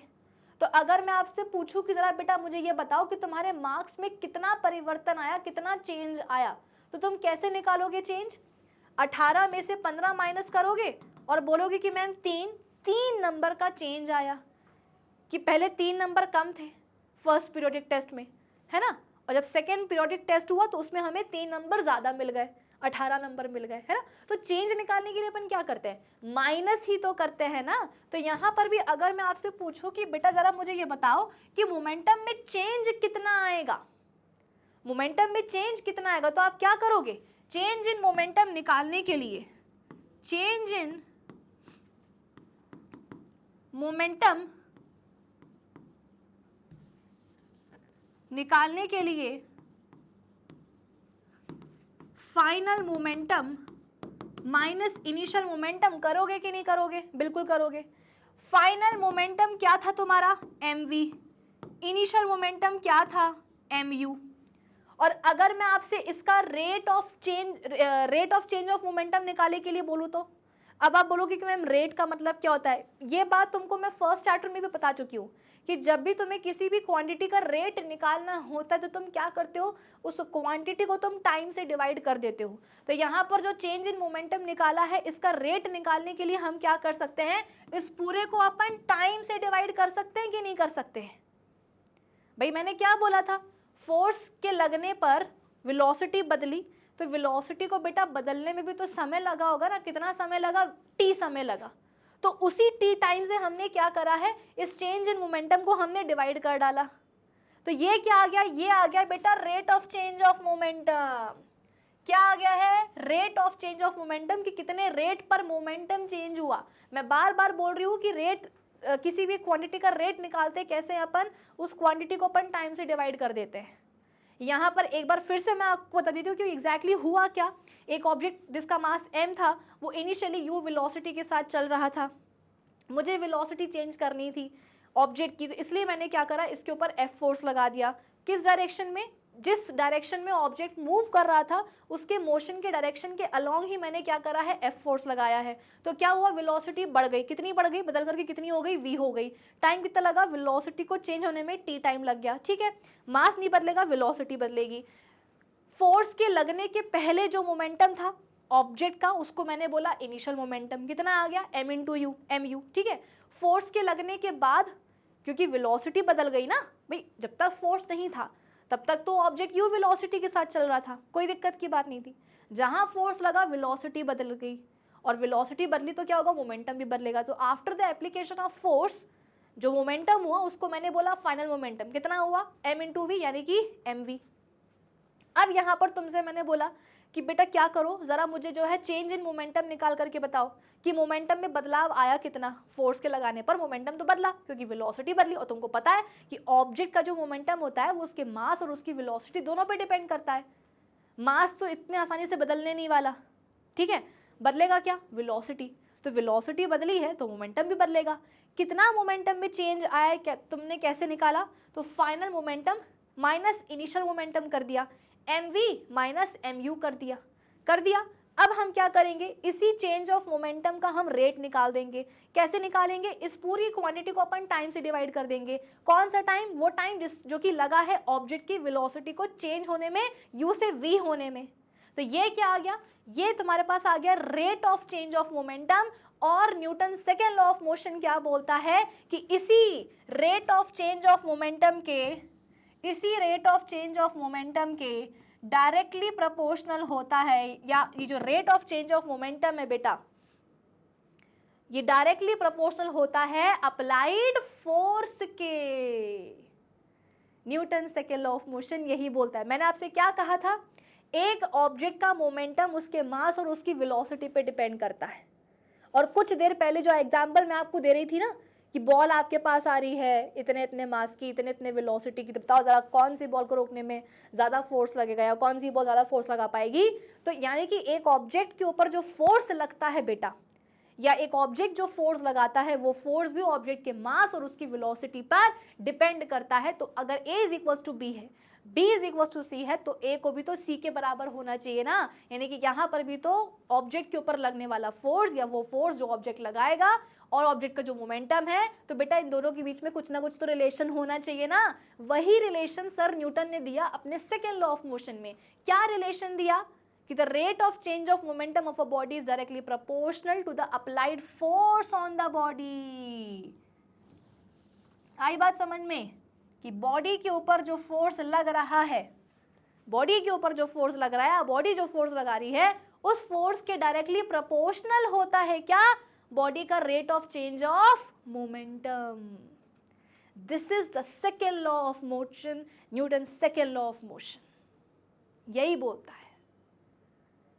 अब आप बोलोगे कि मैम ये फॉर्मूला तो आपने लिख दिया है ना, जरा आप इसको एक्सप्लेन करो। देखो तुम सबसे पहले न्यूमरेटर को देखो। न्यूमरेटर में क्या है, फाइनल मोमेंटम और इनिशियल मोमेंटम है ना। अभी तुम टाइम मत देखो, तुम तो बस फाइनल मोमेंटम और इनिशियल मोमेंटम को देखो।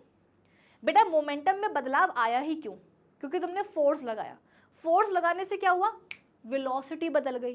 ठीक है, मान लो कि मैं ऐसे ऐसे चल रही हूँ धीरे धीरे, किसी ने आकर के मुझे इसे पीछे से धक्का दे दिया, तो क्या होगा, मेरी वेलोसिटी बढ़ जाएगी। अगर जो फोर्स लगा है मेरे ऊपर, जो धक्का मुझे मारा गया है, अगर वो धक्का थोड़ा सा आप बोल सकते हो कि हल्का हुआ, मतलब अगर जो मुझ पे फोर्स लगा है वो फोर्स यदि कम लगा तो है लेकिन कम लगा है, तो क्या होगा, वेलोसिटी मेरी बढ़ेगी लेकिन ज़्यादा नहीं बढ़ेगी, थोड़ी बहुत ही बढ़ेगी। मान लो कि पहले मैं 10 मीटर पर सेकेंड की वेलोसिटी के साथ जा रही थी, किसी ने फोर्स लगा दिया, फोर्स कम लगा तो मेरी वेलोसिटी बदली लेकिन कम बदली। कितनी हो गई, 10 से 12 मीटर पर सेकेंड हो गई। अब दूसरा केस देखो कि मैं 10 मीटर पर सेकेंड की स्पीड के साथ जा रही थी, वेलोसिटी के साथ जा रही थी, और किसी ने मुझे पीछे से आकर के धक्का दे दिया, मतलब किसी ने मुझे मेरे ऊपर जो है पीछे से फोर्स लगा दिया, और इस बार जो फोर्स लगा बेटा वो ज़्यादा लगा। कितना लगा, फोर्स जो लगा बेटा वो बहुत ज़्यादा लगा, इतना ज़्यादा लगा कि अब जो मेरी वेलोसिटी है वो 10 से कितनी हो गई, सीधे 20 मीटर पर सेकेंड हो गई। मतलब मैं तो भाग के निकल गई, मतलब इतने ज़ोर से धक्का पड़ा मेरे ऊपर कि पहले मेरी वेलोसिटी 10 मीटर पर सेकेंड थी, धक्का खाने के बाद कितनी हो गई, 20 मीटर पर सेकेंड हो गई। मतलब मैं तो यूँ निकल गई आपके सामने से। तो इसका मतलब क्या हुआ, फोर्स ज़्यादा लगने से वेलोसिटी में चेंज ज़्यादा आया। कि पहले वेलोसिटी थी 10 मीटर पर सेकेंड, फोर्स थोड़ा सा कम लगा। भाई पहले वाले केस को अगर अपन देखेंगे है ना, यदि अपन पहला वाला केस देखेंगे तो उस पहले वाले केस में बेटा मेरे ऊपर जो फोर्स लगा था, मान लो वो कितना लगा था, मान लो मैं यहाँ पर स्पेसिफिक वैल्यू भी आपको बता देती हूँ कि मेरे ऊपर फोर्स लगा था 1 न्यूटन का। ठीक है, मेरे ऊपर जो फोर्स लगा था वो लगा था 1 न्यूटन का। तो उस 1 न्यूटन के फोर्स से क्या हुआ, मेरी वेलोसिटी 10 मीटर पर सेकेंड से 12 मीटर पर सेकेंड हो गई। फिर दूसरे केस में मेरे ऊपर जो फोर्स लगा बेटा वो लग गया 5 न्यूटन का। तो इस 5 न्यूटन के फोर्स से क्या हुआ, मेरी वेलोसिटी 10 मीटर पर सेकेंड से 20 मीटर पर सेकेंड हो गई। तो बेटा तुम ही मुझे बताओ कि फोर्स अगर ज़्यादा लगेगा तो वेलोसिटी में ज़्यादा बदलाव आएगा कि नहीं आएगा। यहाँ पर तो केवल चेंज कितना आया था वेलोसिटी में, 2 मीटर पर सेकेंड का आया था, और यहाँ पर देखो कितना आया वेलोसिटी में चेंज, 10 मीटर पर सेकेंड का आया। मतलब ऑलमोस्ट जो मेरी वेलोसिटी बेटा वो डबल ही हो गई ज़्यादा फोर्स लगने से। तो यहाँ से हमको क्या कंक्लूजन निकला कि यदि फोर्स ज़्यादा लगेगा तो वेलोसिटी में जो चेंज है, वेलोसिटी में जो चेंज है वो ज़्यादा आ जाएगा। फोर्स कम तो वेलोसिटी में चेंज भी कम, फोर्स ज़्यादा तो वेलोसिटी में चेंज भी ज़्यादा। आप इसका उल्टा भी तो इंटरप्रेट कर सकते हो कि यदि वेलोसिटी में ज़्यादा चेंज आ रहा है, भाई ऑब्जेक्ट के ऊपर फोर्स लग भी सकता है और ऑब्जेक्ट किसी दूसरे के ऊपर भी तो फोर्स लगा सकता है ना। जैसे मेरे पास एक बॉल थी, उसको मैंने बैट से मारा, बैट से मारने का मतलब क्या है, मैंने उस बॉल पे फोर्स लगाया। अब वो फोर्स से क्या हुआ, बॉल की वेलोसिटी चेंज हुई, बॉल जो है स्पीड में आ रही है और तुम्हारे मुंह पे आकर के गिर रही है। तो जब बॉल तुम्हारे मुंह पे आकर के गिरेगी बेटा, तो क्या होगा, वो बॉल तुम्हारे मुंह पे भी तो फोर्स लगाएगी। मतलब कि एक ऑब्जेक्ट के ऊपर फोर्स लग भी सकता है और पलट करके वो ऑब्जेक्ट किसी दूसरे के ऊपर फोर्स लगा भी सकता है। तो अगर तो उस ऑब्जेक्ट की वेलोसिटी में ज्यादा चेंज आया है तो वो फोर्स भी ज्यादा लगाएगा, और अगर किसी ऑब्जेक्ट की वेलोसिटी में कम चेंज आया है, जैसे कि मान लो कि मैं से चल रही थी, किसी ने मेरे ऊपर 1 न्यूटन का फोर्स आकर के लगाया, कम फोर्स लगाया, तो क्या हुआ, मेरी वेलोसिटी थोड़ी सी बढ़ जाएगी। सपोज मेरे सामने एक और इंसान खड़ा था, ठीक है, मैं से चल रही थी, मेरे सामने एक और इंसान खड़ा था, मैं 10 मीटर पर सेकेंड की वेलोसिटी के साथ चल रही थी, किसी ने मेरे ऊपर आकर के 1 न्यूटन का फोर्स लगाया, तो उससे क्या हुआ, मेरी वेलोसिटी 12 मीटर पर सेकेंड हो गई। अब जो सामने वाला इंसान होगा, मैं उससे आकर के टक्कर खा जाऊंगी। मेरे सामने कोई इंसान खड़ा है बेटा, तो मैं उससे टकरा तो मैं जाऊंगी ना। तो अचानक से मेरी वेलोसिटी में चेंज आया, ज़्यादा नहीं, थोड़ा बहुत ही चेंज आया, बट उससे हुआ क्या कि मैं सामने वाले से जाकर के टकराई। अब क्योंकि मेरी वेलोसिटी में ज़्यादा चेंज नहीं आया था, आया तो था लेकिन ज़्यादा नहीं आया था, इसके चक्कर में क्या हुआ कि मैंने जब मैं टकराई किसी दूसरे इंसान से जाकर के, तो इस टकराव में क्या हुआ, मैंने उसके ऊपर फोर्स लगाया, लेकिन वो फोर्स कम लगाया कि मैं उससे जाकर के टकराई, तो मेरे टक्कर मारने से वो गिरा नहीं, उसको धक्का ज़रूर लगा लेकिन वो उसे गिर नहीं गया। रीज़न क्या है कि मेरे ऊपर फोर्स कम लगा था, तो मेरी वेलोसिटी में भी कम चेंज आया, और क्योंकि मेरी वेलोसिटी में कम चेंज आया तो पलट करके मैंने भी दूसरे इंसान के ऊपर फोर्स तो लगाया, टक्कर तो मारी लेकिन कम फोर्स लगाया। अब मान लो दूसरे वाले केस में मेरे ऊपर फोर्स ज़्यादा लगा था, तो मेरी वेलोसिटी में ज़्यादा फर्क आया था, 10 से 20 मीटर पर सेकेंड हो गई थी। अब अगर मैं 20 मीटर पर सेकेंड की वेलोसिटी के साथ जाकर के किसी दूसरे इंसान से टकराऊंगी बेटा, तो टक्कर कितनी जोर से होगी, मैं ज्यादा फोर्स लगा दूंगी सामने वाले इंसान के ऊपर, इतना लगा दूंगी कि वो तो बेटा नीचे ही गिर जाएगा। कि मुझे धक्का पड़ा तो मैंने सामने जाकर के किसी दूसरे को भी टक्कर मार दी और वो तो गिर ही गया। आई बात समझ में? तो एक ऑब्जेक्ट जो फोर्स लगा, जिसके ऊपर फोर्स लग रहा है, वो पलट करके दूसरे पर भी फोर्स लगा सकता है। मेरी बात समझ में आई कि नहीं आई? ठीक है, तो अभी इसका मतलब क्या मैं तुम्हें समझा रही हूं कि फोर्स और चेंज ऑफ मोमेंटम के बीच में क्या रिलेशन है। फोर्स और मोमेंटम के बीच में रिलेशन तो है, वही रिलेशन मैं आपको समझाने की कोशिश कर रही हूं कि फोर्स के एप्लीकेशन से 100% बेटा ऑब्जेक्ट का मास तो कतई चेंज नहीं होता है। जब तक तुम पृथ्वी पर हो, मास तो तुम्हारा ऐसा का ऐसा ही रहेगा। या मास पृथ्वी पर क्या बेटा, तुम दुनिया में, अभी अपन ग्रेविटेशन चैप्टर पढ़ा नहीं है ना, जब अपन वो पढ़ेंगे तो आपको पता चलेगा, कहीं भी चले जाओ मास आपका वही का वही रहता है। आप बोलोगे कि मैम हमने तो सुना था कि मून पर वेट कम हो जाता है, ऐसा कुछ तो भी हमने सुना था। बेटा वो वेट है, मास और वेट में फ़र्क होता है। क्या फ़र्क होता है वो अपन पढ़ेंगे ग्रेविटेशन चैप्टर में। अभी के लिए बस इतना समझ लो कि हाँ, मास और वेट में फ़र्क तो होता है। ठीक है, मास आप कहीं भी चले जाओ वो हमेशा आपका सेम रहेगा, वो ऐसे बदलने नहीं वाला है। तो फोर्स के एप्लीकेशन से मास तो कतई चेंज नहीं होगा, होगी क्या, वेलोसिटी चेंज। अगर फोर्स कम लगा है तो वेलोसिटी में कम चेंज आएगा। अगर वेलोसिटी में कम चेंज आ रहा है, इसका मतलब क्या, जो मोमेंटम है बेटा उसमें भी चेंज कम आएगा, है ना भाई। क्योंकि मोमेंटम क्यों बदला, क्योंकि वेलोसिटी बदली। अगर मैं बोल रहा हूँ कि वेलोसिटी ज़्यादा नहीं बदली, 10 से 12 मीटर पर सेकेंड ही हुई है, तो वेलोसिटी में चेंज आया लेकिन कम आया, मतलब मोमेंटम में भी चेंज आया लेकिन कम आया। तो पलट के क्या होगा, ये जो ऑब्जेक्ट है जिसके ऊपर फोर्स लगा है वो भी क्या करेगा, कम ही फोर्स लगाएगा। लेकिन अगर एक ऑब्जेक्ट के ऊपर ज़्यादा फोर्स लग जाएगा तो उसकी वेलोसिटी में ज़्यादा फर्क आएगा, है ना, 10 से 20 हो जाएगी। यानी कि यहाँ पर मोमेंटम में चेंज भी क्या होगा बेटा, ज़्यादा देखने को मिलेगा कि नहीं मिलेगा। तभी तो यहाँ पर देखो ना, फोर्स और चेंज ऑफ मोमेंटम के बीच में डायरेक्ट प्रोपोर्शनैलिटी का रिलेशन होता है कि अगर फोर्स ज़्यादा लग गया ऑब्जेक्ट के ऊपर तो उसकी वेलोसिटी में ज़्यादा चेंज आएगा। अगर वेलोसिटी में ज़्यादा चेंज आएगा तो मोमेंटम में भी ज़्यादा चेंज आएगा। ये mv माइनस mu क्या है बेटा, ये चेंज ऑफ मोमेंटम ही तो है। तो अगर फोर्स ज्यादा लग गया, फोर्स ज्यादा बेटा अगर यदि लग गया तो मोमेंटम में चेंज भी ज्यादा आएगा। क्यों? क्योंकि वेलोसिटी में चेंज ज्यादा आएगा।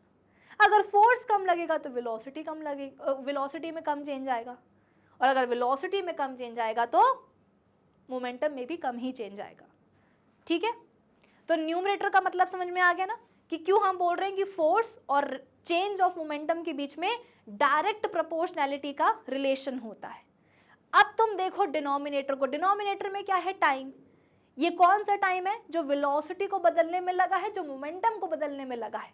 तो इस टाइम और फोर्स के बीच में देखो क्या रिलेशन है? इनवर्स प्रोपोर्शनैलिटी का। आप बोलोगे कि मैम यहां पर इनवर्स कैसे हो गया? तो बेटा अगर किसी ऑब्जेक्ट के ऊपर फोर्स ज्यादा लगता है तो उसकी वेलोसिटी में चेंज आता है, ज्यादा चेंज आता है, और वो भी कम टाइम में आ जाता है ना। भाई अगर तुमको आगे कोई पीछे से जोर से धक्का मारेगा तो तुम्हारी वेलोसिटी बदलेगी और बहुत जल्दी बदल जाएगी। भाई ये टी टाइम क्या है? जो वेलोसिटी को बदलने में लगा है, जो मोमेंटम को बदलने में लगा है टाइम, है ना। तो अगर फोर्स ज्यादा लगेगा तो वेलोसिटी में चेंज आएगा, ज्यादा आएगा, लेकिन कम टाइम में आ जाएगा, बहुत जल्दी वेलोसिटी क्या होगी? बदल जाएगी। और अगर फोर्स कम लगेगा तो वेलोसिटी में फर्क आएगा, चेंज आएगा, कम आएगा, और वो भी धीरे से वेलोसिटी चेंज होगी। तो देखो ना इनवर्स रिलेशन हो गया कि नहीं हो गया? कि अगर फोर्स ज्यादा लगा, अगर फोर्स ज्यादा लगा तो मोमेंटम में जो चेंज आएगा बेटा वो बहुत ही कम समय में आ जाएगा, क्योंकि कम समय में वेलोसिटी बदल जाएगी। वे धक्का या जो फोर्स है वो ज्यादा जोर से लगा है ना, तो वेलोसिटी बदलेगी, ज्यादा बदलेगी और कम समय में बदल जाएगी, तो टाइम कम हो जाएगा। फोर्स ज्यादा तो टाइम कम, और अगर फोर्स कम लगा है तो वेलोसिटी बदलेगी, कम बदलेगी, और थोड़ा लंबा टाइम लेकर के बदलेगी, थोड़ा लंबा टाइम लेकर के बदलेगी, यानी कि टाइम ज्यादा हो जाएगा। ठीक है, तो अगर फोर्स ज्यादा तो टाइम कम मोमेंटम को बदलने में, और अगर फोर्स कम तो मोमेंटम को बदलने में टाइम ज्यादा लगेगा। और प्लीज बेटा मेरी तुम ये बात मान के चलना कि यहाँ पर जो हम फोर्स ले रहे हैं ये कौन सा फोर्स है? वो फोर्स जो एक ऑब्जेक्ट के ऊपर लगा है, और वो फोर्स जो वो ऑब्जेक्ट लगाएगा किसी दूसरे ऑब्जेक्ट के ऊपर भी। जैसा कि मैंने आपको समझाया ना कि एक ऑब्जेक्ट के ऊपर फोर्स लगता है तो पलट करके वो ऑब्जेक्ट किसी दूसरे ऑब्जेक्ट के ऊपर भी फोर्स लगा सकता है। आई बात समझ में? तो हमें बस इतना समझ में आ गया था कि एक ऑब्जेक्ट का मोमेंटम और ऑब्जेक्ट के ऊपर लगने वाला फोर्स या फोर्स जो वो ऑब्जेक्ट लगाएगा, इन दोनों के बीच में कुछ ना कुछ रिलेशन होता है।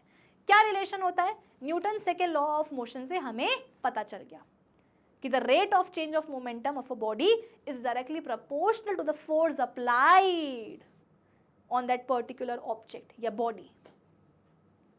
कि बॉडी के ऊपर जो लगने वाला फोर्स है वो हो गया F, ये डायरेक्टली प्रोपोर्शनल होगा किसके साथ?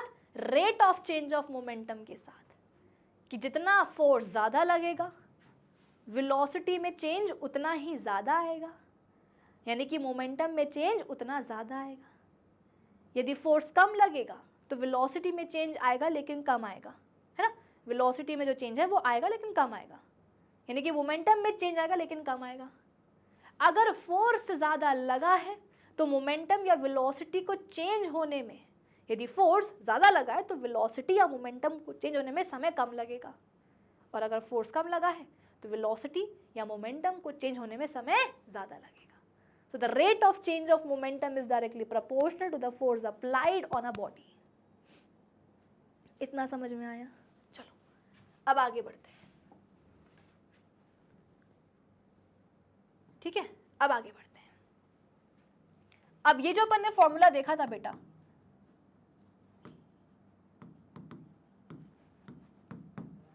इसी फॉर्मूले से अब अपन Newton second law of motion का एक और फॉर्म समझते हैं, और उस फॉर्म से क्या होता है, हमें एक फॉर्मूला नया निकल के मिलता है। ठीक है, अब बेटा जैसे कि मैंने आपको बताया कि चाहे कैसा भी फोर्स क्यों ना लग रहा हो, मास तो चेंज होने नहीं वाला है ना। तो एक काम कर सकते हैं ना, मास यहाँ से कॉमन है तो उसको अपन बाहर निकाल लेते हैं। तो F is directly proportional to m, bracket में क्या रह जाएगा? v minus u by t. बेटा ये v minus u by t तुम्हें कहीं देखा देखा लग रहा होगा, अरे कहीं देखा देखा लग रहा होगा ना। आप बोलोगे कि मैम कहाँ देखा है, अरे बेटा एक्सेलरेशन का फॉर्मूला भूल गए क्या, final velocity minus initial velocity by time taken. तो ये v minus u by T किसके बराबर होता है, एक्सेलरेशन के। तो एक काम करो ना, इस पूरे टर्म की जगह पे तुम एक्सेलरेशन रख दो, तो ये कितना हो जाएगा, v is directly sorry f is directly proportional to m into a। अब ये प्रोपोर्शनैलिटी का साइन हटा करके क्या करो, प्रोपोर्शनैलिटी कांस्टेंट रख दो, और इस कांस्टेंट की वैल्यू क्या हो जाएगी, 1 हो जाएगी। तो तुम्हारे पास फॉर्मूला क्या आ जाएगा, F is equals to ma।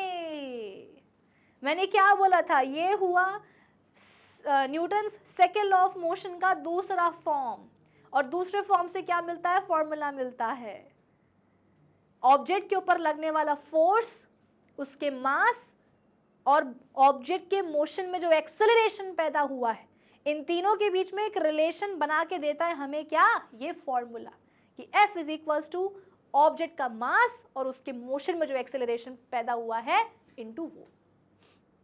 कुछ नहीं किया, बस हमने ये फॉर्मूला पढ़ा ना, मतलब ये हमने चीज देखी, इसमें हमने मास को अलग किया, v minus u by T हो गया, ये एक्सेलरेशन के बराबर होता है, तो इस पूरे टर्म की जगह पे हमने एक्सेलरेशन रख दिया, तो F इज इक्वल्स टू कितना आ गया, मास इनटू एक्सेलरेशन, बात वहीं के वहीं खत्म। ठीक है, तो अब आपको और क्लैरिटी मिली होगी कि Newton second law of motion क्या क्या बोलता है। Newton second law of motion हमसे ये बोलता है कि भैया the rate of change of momentum of a body is directly proportional to the applied force, plus दूसरा फॉर्म ने क्या बोला हमें कि ऑब्जेक्ट के ऊपर जो लगने वाला फोर्स होता है वो डिपेंड करता है ऑब्जेक्ट के मास और उसके एक्सेलरेशन के ऊपर। बेटा ये तो वही वाली बात हो गई ना, अगर फोर्स ज़्यादा लग गया ऑब्जेक्ट के ऊपर तो ऑब्जेक्ट के मोशन में एक्सेलरेशन ज़्यादा पैदा होगा कि नहीं होगा। अरे भाई अगर एक ऑब्जेक्ट के ऊपर फोर्स ज़्यादा लग गया तो एक्सेलरेशन उसके मोशन में ज़्यादा आएगा कि नहीं आएगा। क्यों भाई, एक्सेलरेशन होता क्या है, rate of change of velocity.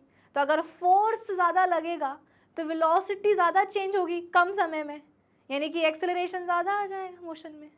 और अगर फोर्स कम लगा है तो वेलोसिटी चेंज तो होगी लेकिन कम होगी, वो भी ज़्यादा समय में, तो एक्सेलरेशन कम आएगा। आई बात समझ में कि नहीं। चलो आगे बढ़े।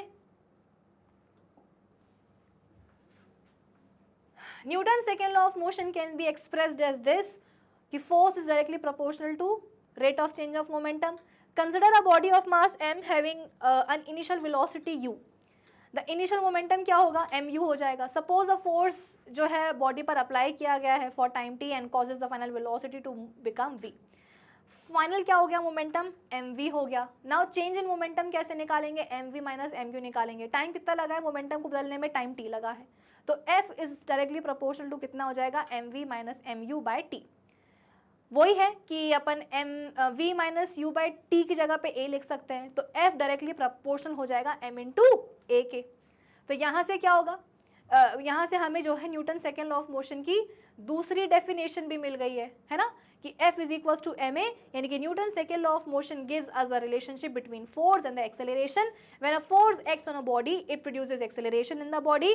The acceleration produce may be positive और नेगेटिव, कि जब भी बॉडी के ऊपर फोर्स लगेगा एक्सेलरेशन आएगा ही आएगा. क्यों, क्योंकि वेलोसिटी बदल जाएगी. अब एक्सेलरेशन पॉजिटिव भी हो सकता है, नेगेटिव भी हो सकता है, डिपेंडिंग अपॉन कि फोर्स कैसा लगा है. अगर मोशन के डायरेक्शन के अलोंग लगा है फोर्स तो वेलोसिटी बढ़ेगी, यानी कि एक्सेलरेशन कौन सा आएगा, पॉजिटिव वाला आएगा. और अगर ऑब्जेक्ट के मोशन के ऑपोजिट डायरेक्शन में लगा है फोर्स तो क्या होगा, वेलोसिटी कम होगी. और अगर वेलोसिटी कम होगी मतलब फाइनल वेलोसिटी इनिशियल वेलोसिटी से जो आप बोल सकते हो कि छोटी हो जाएगी, तो एक्सेलरेशन जो है वो नेगेटिव वाला आ जाएगा. याद आया.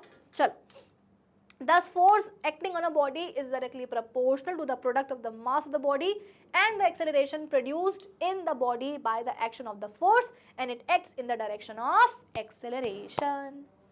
ठीक है, चलो. Since the acceleration produced is inversely proportional to the mass of the body, therefore if the mass of a body is doubled, its acceleration will be halved. है ना. देखो जैसे कि अपन ये वाला फॉर्मूला अपन ने पढ़ा, F is equals to ma. F is equals to ma अपन ने पढ़ा, F is equals to ma. ठीक है, m और a के बीच में क्या रिलेशन है, एक काम करो, ए को आप यहाँ ले जाओ, तो F by A is equals to m, यानी कि m ऑब्जेक्ट के मास और उसके मोशन में जो एक्सेलरेशन पैदा हुआ है उनके बीच में इनवर्स रिलेशन है। तो इसका मतलब क्या है कि अगर बॉडी का मास ज़्यादा है तो उसके मोशन में एक्सेलरेशन कम पैदा होगा, और अगर बॉडी का मास कम है तो उसके मोशन में एक्सेलरेशन ज़्यादा पैदा होगा, ठीक है ना। And the mass is halved, acceleration क्या होगा, डबल हो जाएगा। Moreover, since the acceleration produced is inversely proportional to the mass of the body, it means that it will be easier to move light bodies than the heavy bodies. अगर मास कम है तो acceleration ज़्यादा होगा, है ना। इसका मतलब क्या कि एक हल्की बॉडी को मूव कराने में दिक्कत ज़्यादा नहीं आएगी, और अगर मास ज़्यादा होगा बेटा, भारी होगी बॉडी, तो उसको मूव कराने में दिक्कत आएगी, ठीक है। चलो आगे बढ़ते हैं। ओके, यूनिट क्या होती है, एसआई यूनिट फोर्स की न्यूटन होती है। So newton is the force which when acting on a body of mass 1 kg produces an acceleration of 1 metre पर second square in it. We have just seen that F is equals to ma। सारी values put कर देंगे तो कुछ कुछ इस तरीके से आपके पास चीजें आ जाएंगी, ठीक है। चलो अब अपन क्या करते हैं, न्यूटन, देखो Newton second law of motion, देखो मोमेंटम अपना हो गया, ठीक है, Newton second law of motion भी अपना हो गया। मैंने क्या कहा था, Newton second law of motion क्या करता है, Newton second law of motion हमें ऑब्जेक्ट के ऊपर लगने वाला फोर्स या वो फोर्स जो ऑब्जेक्ट लगाएगा, मतलब बेसिकली फोर्स और ऑब्जेक्ट के मोमेंटम के बीच में रिलेशन देता है। क्या रिलेशन देता है वो अपन ने देख लिया कि फोर्स जो rate of change of momentum है वो डायरेक्टली प्रोपोर्शनल होता है किसके, अप्लाइड फोर्स के। जो दूसरा फॉर्म होता है सेकेंड लॉ ऑफ मोशन का, वो भी अपन ने देख लिया कि F is equals to ma। अब अपन कुछ रियल लाइफ एग्जाम्पल्स देख लेते हैं जहां पर Newton second law of motion जो है अप्लाई किया जाता है, ठीक है।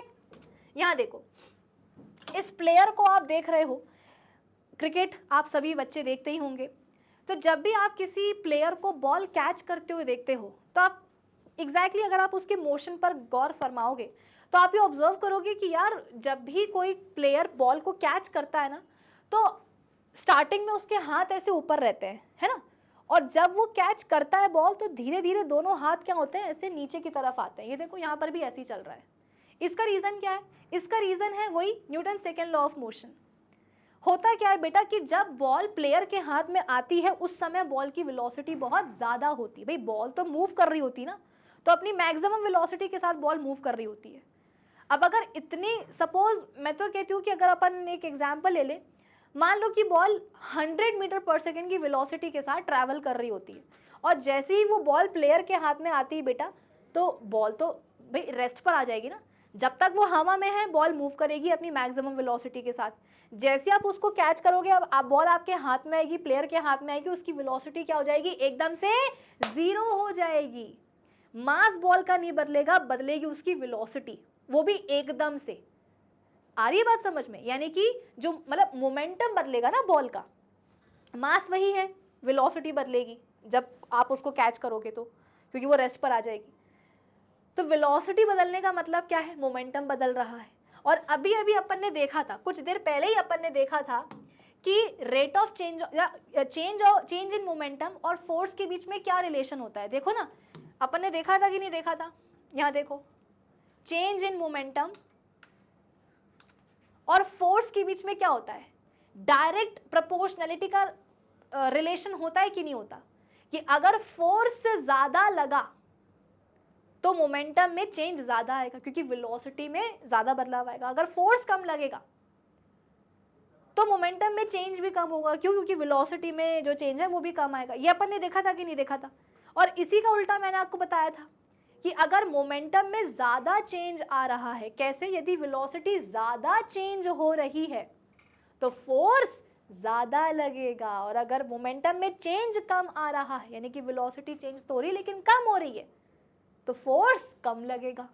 तो होता ये बेटा कि जब बॉल हवा में ट्रैवल करती है ना, तो वो अपनी मैक्सिमम वेलोसिटी के साथ चल रही होती है, और जैसे ही वो प्लेयर के हाथ में आती है बॉल की वेलोसिटी क्या होती है, 0 हो जाती है। तो बॉल मान लो कि 100 मीटर पर सेकेंड की वेलोसिटी के साथ हवा में चल रही थी, जैसे ही प्लेयर के हाथ में बॉल की वेलोसिटी क्या हो गई, 0 हो गई। 100 से बेटा 0 हो गई, मतलब मोमेंटम में कितना भारी चेंज आया है। और अगर मोमेंटम में भारी चेंज आया, इसका मतलब क्या कि फोर्स जो बॉल लगाने वाली ना प्लेयर के हाथों के ऊपर, वो ज्यादा लगाने वाली है, क्योंकि हमको पता है कि force is directly proportional to change in momentum. Momentum में बेटा यदि ज्यादा चेंज आया, कैसे आएगा? वेलोसिटी बदल सकती है।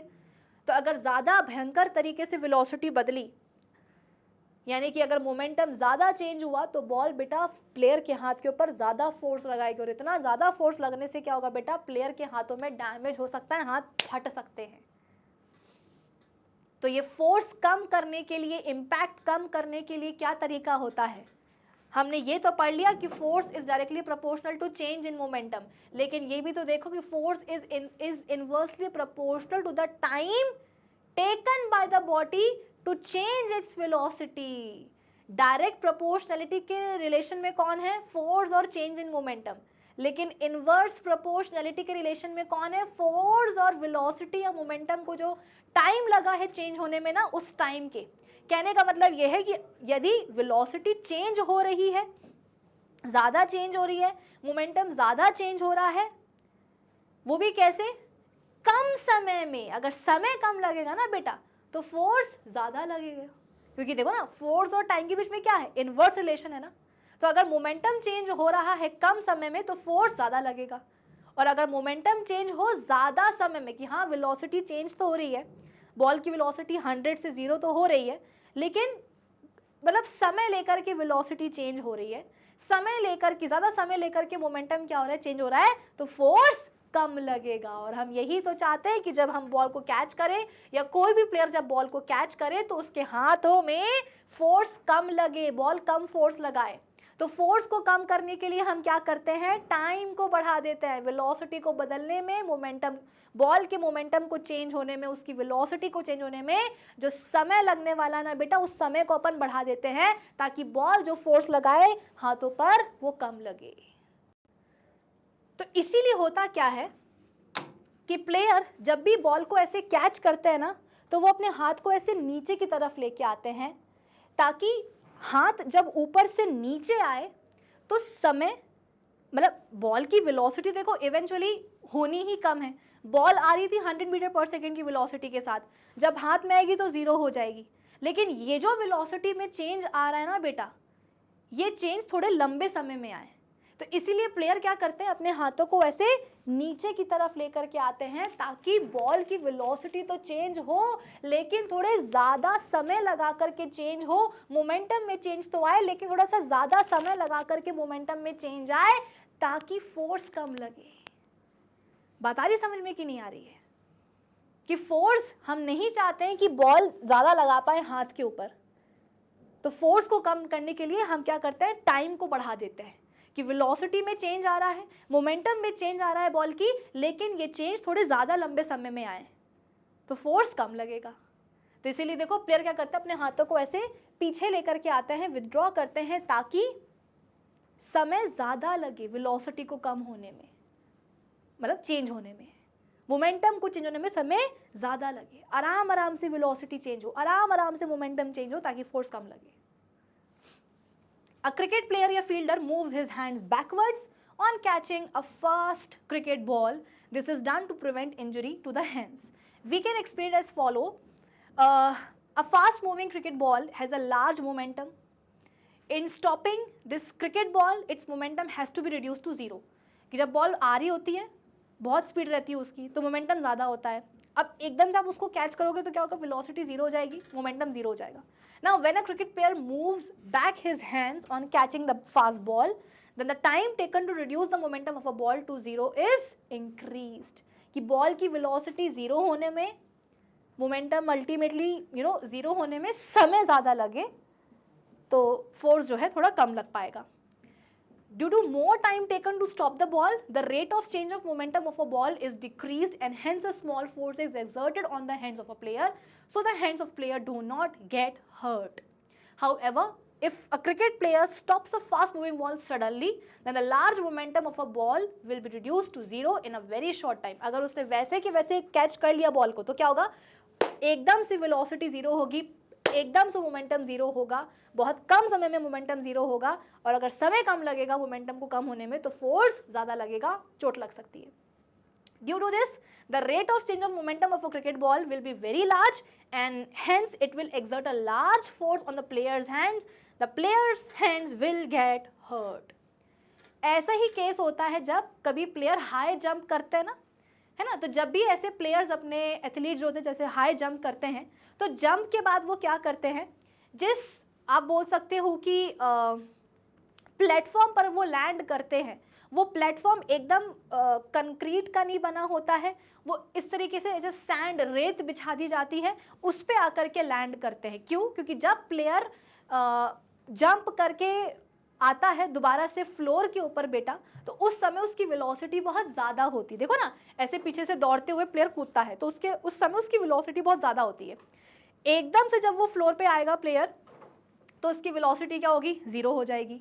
यानी कि पहले मोमेंटम स्टार्टिंग में बहुत ज़्यादा था और जब वो ग्राउंड पे आएगा, फ्लोर पे आएगा, उसकी वेलोसिटी पटाख से ज़ीरो होगी, उसका मोमेंटम पटाख से क्या होगा, ज़ीरो हो जाएगा। यानी कि मोमेंटम को चेंज होने में बेटा समय बहुत कम लगेगा। और अगर मोमेंटम को चेंज होने में समय कम लगेगा तो फोर्स ज़्यादा लगेगा बेटा, प्लेयर को लग सकती है यहाँ पे। इसीलिए रेत का आप बोल सकते हो कि इस तरीके से बिछा दिया जाता है ताकि जो प्लेयर है वो रेत के ऊपर आकर के लैंड करे। आप बोलोगे कि मैम सैंड या रेत के ऊपर आने से क्या होता है, तो बेटा वेलोसिटी देखो, अल्टीमेटली देखो, प्लेयर जब जंप करके आएगा ग्राउंड पर, फ्लोर पर, तो उसकी वेलोसिटी ज़ीरो होनी ही है, मोमेंटम ज़ीरो होना ही है, मोमेंटम में बदलाव आना ही है। बट अगर वो चेंज इन मोमेंटम थोड़ा ज़्यादा टाइम में आएगा तो फोर्स क्या हो जाएगा, कम लगेगा। तो रेत पर लैंड होने से क्या होता है कि कई हद तक जो मोमेंटम में चेंज आ रहा है, जो वेलोसिटी में चेंज आ रहा है ना, वो थोड़े लंबे समय में आता है, तो फोर्स कम लगता है, तो प्लेयर्स जो है उनको चोट नहीं लगती है। During athletics meet a high jumping athlete is provided either a cushion, या सैंड का एक पहाड़ सा बना देते हैं, हीप बना देते हैं, on the ground to fall upon, या तो कुशन देंगे या एक रेत का पहाड़ देंगे बना के। This is done to prevent injury to the athlete when he falls down after making a high jump. We can explain this as follows. When the high jumper falls on a soft landing site, cushion या रेत का आप बोल सकते हो कि पहाड़, jumper takes a longer time to come to stop, है ना, velocity को बदलने में, जीरो होने में लंबा समय लगेगा। The rate of change of movement, जैसे कि कुशन है, कुशन तो बेटा क्या होता है, स्पॉन्जी होता है ना। तो मान लो कि अगर कोई जंपर एथलीट जो है वो कुशन पे कूदा है ना, जैसे कि ये कुशन है और इस पे वो कूदा, तो कुशन क्या होगा बेटा, नीचे जाएगा, क्योंकि कुशन तो स्पॉन्जी होता है ना। तो जब वो एथलीट कूदेगा उसके ऊपर, तो कुशन क्या होगा, ऐसे ऐसे नीचे जाएगा, है ना, कुशन ऐसे नीचे जाएगा क्योंकि वो स्पॉन्जी है। तो जब कुशन ऐसे नीचे जाएगा तो होगा क्या बेटा, प्लेयर की वेलोसिटी को जीरो होने में समय ज़्यादा लग जाएगा ना। वेलोसिटी तो इवेंचुअली जीरो होनी ही है, लेकिन अगर वो कुशन पे जंप करेगा तो कुशन क्या होगा, ऐसे नीचे की तरफ जाएगा, दबेगा नीचे वो, है ना। तो समय ज़्यादा लगेगा उसकी वेलोसिटी को बदलने में, जीरो होने में।